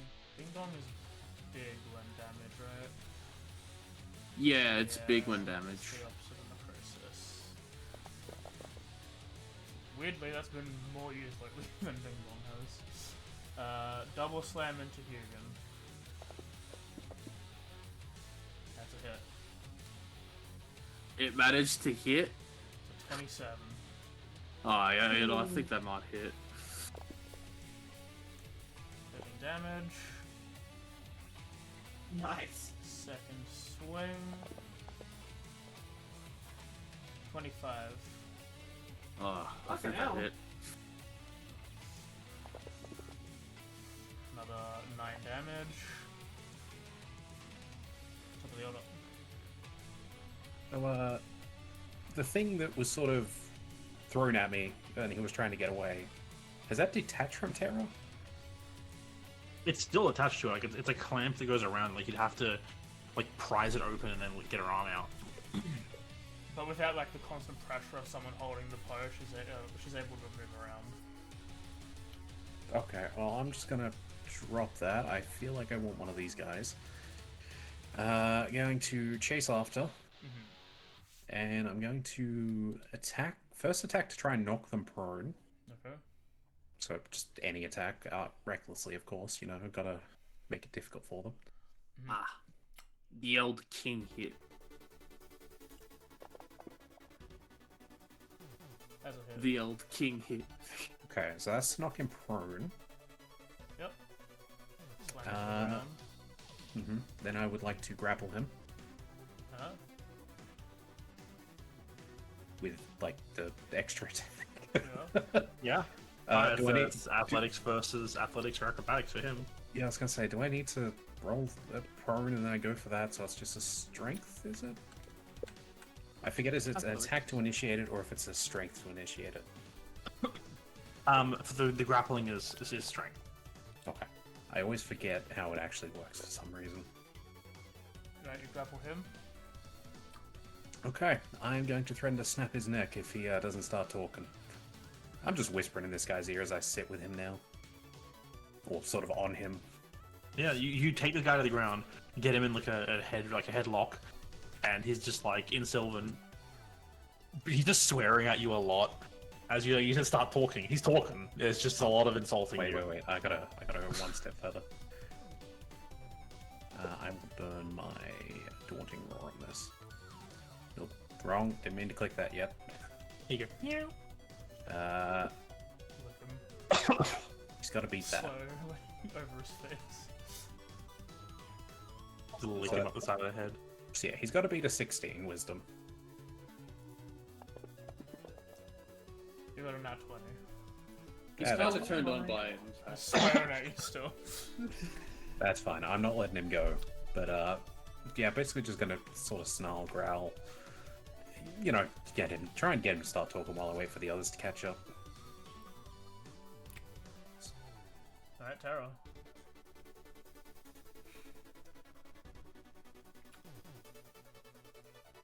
It's just the elemental left, and then the dude Akfor is holding down. Here. Did I miss a VRB? Yes, we did miss a VRB. Damn it. Alright, sign up. Okay.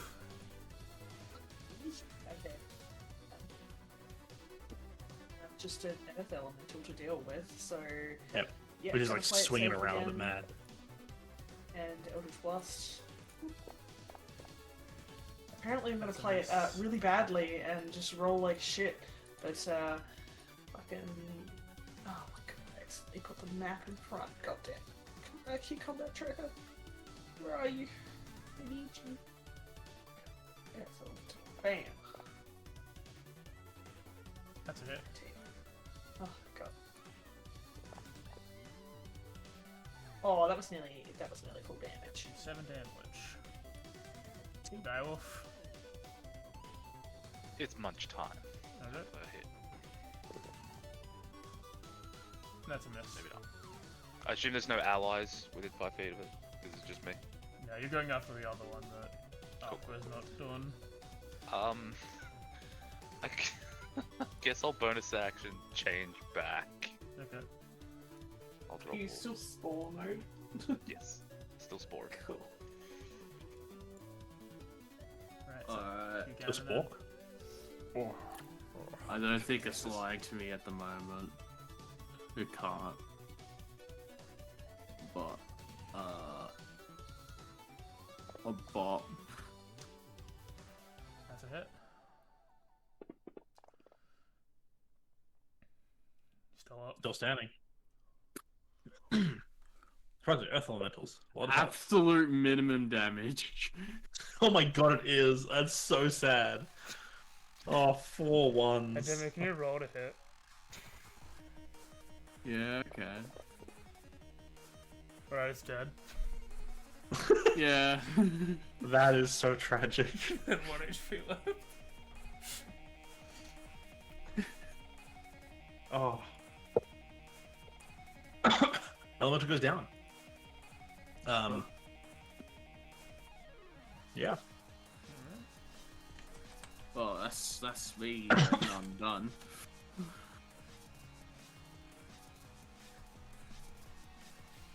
Alright, yeah. The combat is over. We'll say the one that you're chasing is left, and the only one captured is the one Arthur's got. Yeah, last is running off. Market. I'll say so. The guy running with you, as like he keeps running away, but you know, like you're getting pretty far away from the rest of the group now, so it's probably smart to turn back. Unless you want to, take a shot at this dude's back. Okay, I'll take a shot at this dude's back. I didn't appreciate having the shit smacked out of me. I cast Blight. Okay, he dies. It's like even half damage. It's probably like, doing like freaking heavy damage. I'm gonna roll it anyway, because you can't stop me. Go for it. I mean, he succeeded the saving throw, but that doesn't matter. You can wither and drop dead. Ooh. Ooh, I think Tez might have lost connection. Yeah. Oh, she lost internet. One moment, D. Have fun, AJ. I'm gonna try and help deal with that. As Aqua, you're holding onto a guy who seems to be swearing as everyone but Christine more hurt than they came. Christine and Selena more hurt than they went into this. All gathers around this one guy. Yeah, so again, can I non-lethally break a finger off? Off. Well, break it first. If it comes off, it comes off. I mean, breaking a finger isn't lethal, Ah, but shooting someone in the kneecap is. Damn, didn't know that. Man, fuck you. That's so cheap. He had a gun! You can survive a destroyed knee. This man had like 1 HP. He could not survive a destroyed knee. It was the goblin. The minimum So, damage he could have rolled. This guy is just, you said, just constantly swearing at me and Sylvan? Yeah, you told him to talk, and he is talking, but he is swearing at you, not really giving information at the moment. So Well, you I haven't do actually have asked. You haven't actually asked Yeah. questions yet. I'm just gonna sort of ask him while I'm going over, what'd you do? What'd you want with the elementals? Part of the fucking arena. They just escaped. We're getting them back for entertainment purposes. I'll let the others decide what we're doing with you then.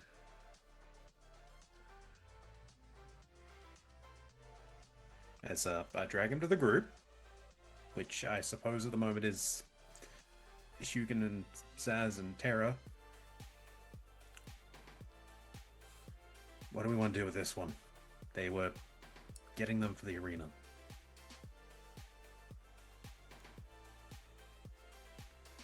I say kill him. Are you saying that because you're hungry? No, it's because I'm hurt.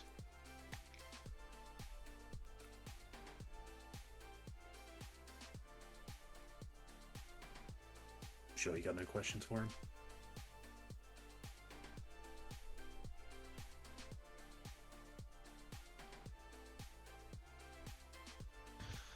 No. And you, Red Man, no questions to give him? I mean, Told you no. what did he say before? They were recapturing them for the Colosseum. Oh, that would have been fun to fight in the. I mean, we just fought them right now. Yeah, it wouldn't have been fun to fight them. You know what? Just let them go. I see no harm. You know, if I let them go, one of the others might just go for them. Yeah. Put them to sleep. Just make them.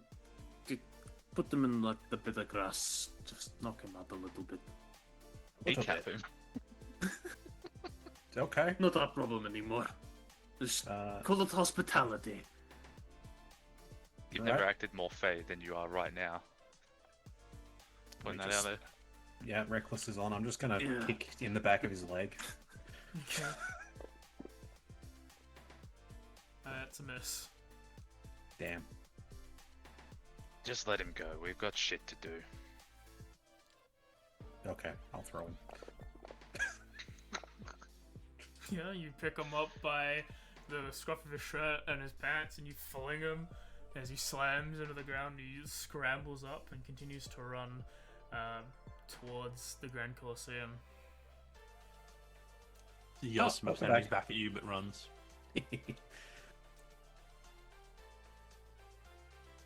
So, yeah, that guy's probably been on his run, I imagine. I mean, he was limping already. He'd been stabbed repeatedly and lit on fire, and he wasn't looking too good. Well, no one had questions for him, but we know what they were doing. Regardless, Zaz as the guide, before we conclude how this adventure will end, how this journey. Can you roll me a d8 for me, thanks?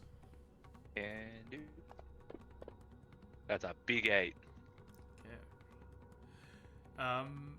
Yeah, with this encounter, you knowing the source of it, or at least not really the motives, but the source of it, is that deterring you from your end goal? No, we're almost there. Okay. Alright. As you arrive, despite everything, as you arrive there, the battle seems to be weighing on everyone's minds. But weirdly enough, it seems to be infectious, as Arkva and Hugin and Zaz, you who have been in battle and thrive for it, you all get like a smile remembering what just happened and the course of this journey ending up in a big fight where for the first time some of you got some like decently hurt. Like, this isn't a combat where it was easy or extremely difficult. It seemed to be it was a battle hard earned, and that feels good to you. Terra, you're really happy with your bear strategy and it almost worked, and you don't even fault the fact that it disappeared right at the end. And Selena's cast a fireball, and seeing how resilient her party members are, that also brings a little bit of a infectious smile to everyone. Even Christine, who's been quite dreary and drowny, is always just a little bit of... There's a twinge of a smile in her as the rest of you all enter. With this being the arrival roll that you rolled, with a 7, you have tall tales and good deeds. While you are present in this arena, you all have advantage on social interaction checks. That'll be good for the talking people. This bonus will remain until one of you fails. Ah, neat. I'm glad we told the people who shouldn't be talking to not talk. My Christmas great. Arrive in as you get up. As I said before, this structure is like a conical building that sort of starts. It's a circular building that starts small at the bottom, then tapers out wide and larger as the rings get bigger and bigger. Made out of this white limestone. Surrounding it are these golden spires with points at the end, with fireworks blasting at the each point as you enter, all joyous.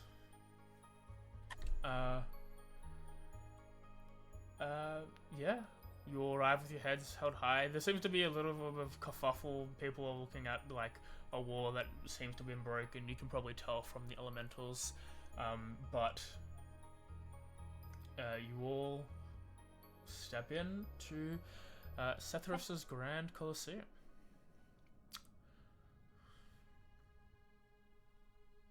Yes, we made it. We didn't die. Yeah. You killed the people. One of them escaped. Well, because you let him go. Okay.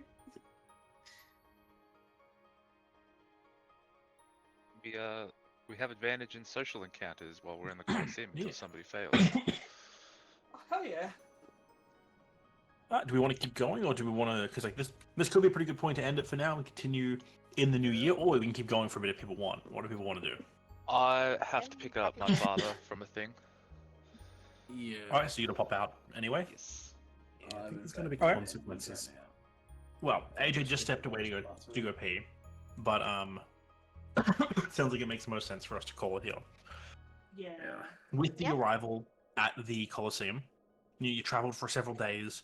You've reached this place, encountered an Archfey, and then fought elementals, which you now see how they escape by blasting a hole in the wall and running away.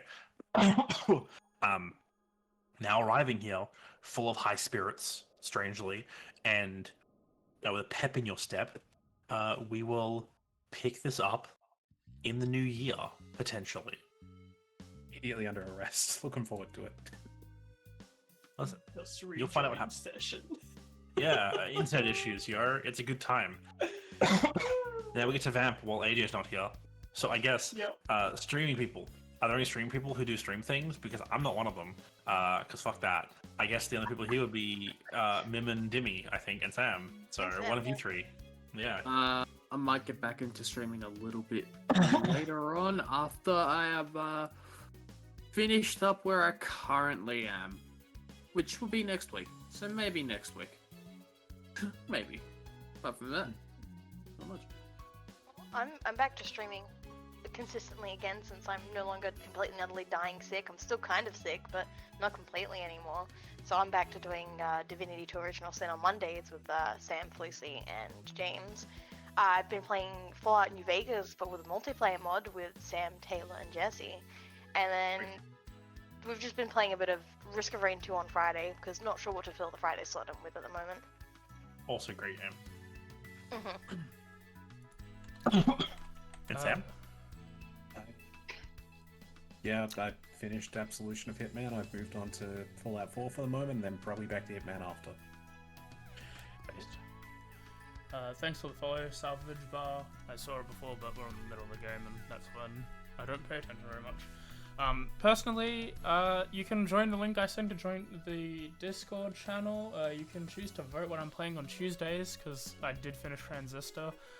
So far, the options are Asterisk and Obelix Remastered, Code Vein, Chrono Trigger, Professor Layton and the Curious Village, Witcher 1, Bioshock, and Fallout New Vegas. So far, I believe Bioshock and Chrono Trigger are winning, and whatever is finished by Monday is what I'll play. Wednesday more Egglock. We did we did all of the Team Flare stuff, so now we've got Gym 8, Roundup, and then maybe even Victory Road / Elite 4, if I'm quick enough. Thursday, we'll see if we can do it, but it won't be a normal stream. We've ended Pokemon for the moment, but we'll get back to it in a later date. But because I'm out on Saturday, we might be switching to do a Guardians of Rebirth on Thursday if people can make it. And then when that's finished, because that'll be the last one for the year, we'll be doing Dispatch, which will be fun. And then Friday is going to be more Yakuza 5 as we enter the final chapter. So more stuff on there. And then, yeah, basically no Saturday streams until like January 13th or some shit. That's what Darian's saying when he's back. Probably. Yeah. 13th? 10th? I don't know. One of those days. Number small or big. Who knows? But I mean, it'll either be the 10th or the 17th. So yeah, 10th or the 17th. So Saturday will be gone. If I feel like it, I might do something small. If people are available, I might do something small. But for now, the next 2 weeks are definitely not happening. Yeah. Thank you for joining us. And yeah, we'll be back with Echoes next year. Bye-bye. Bye. Bye.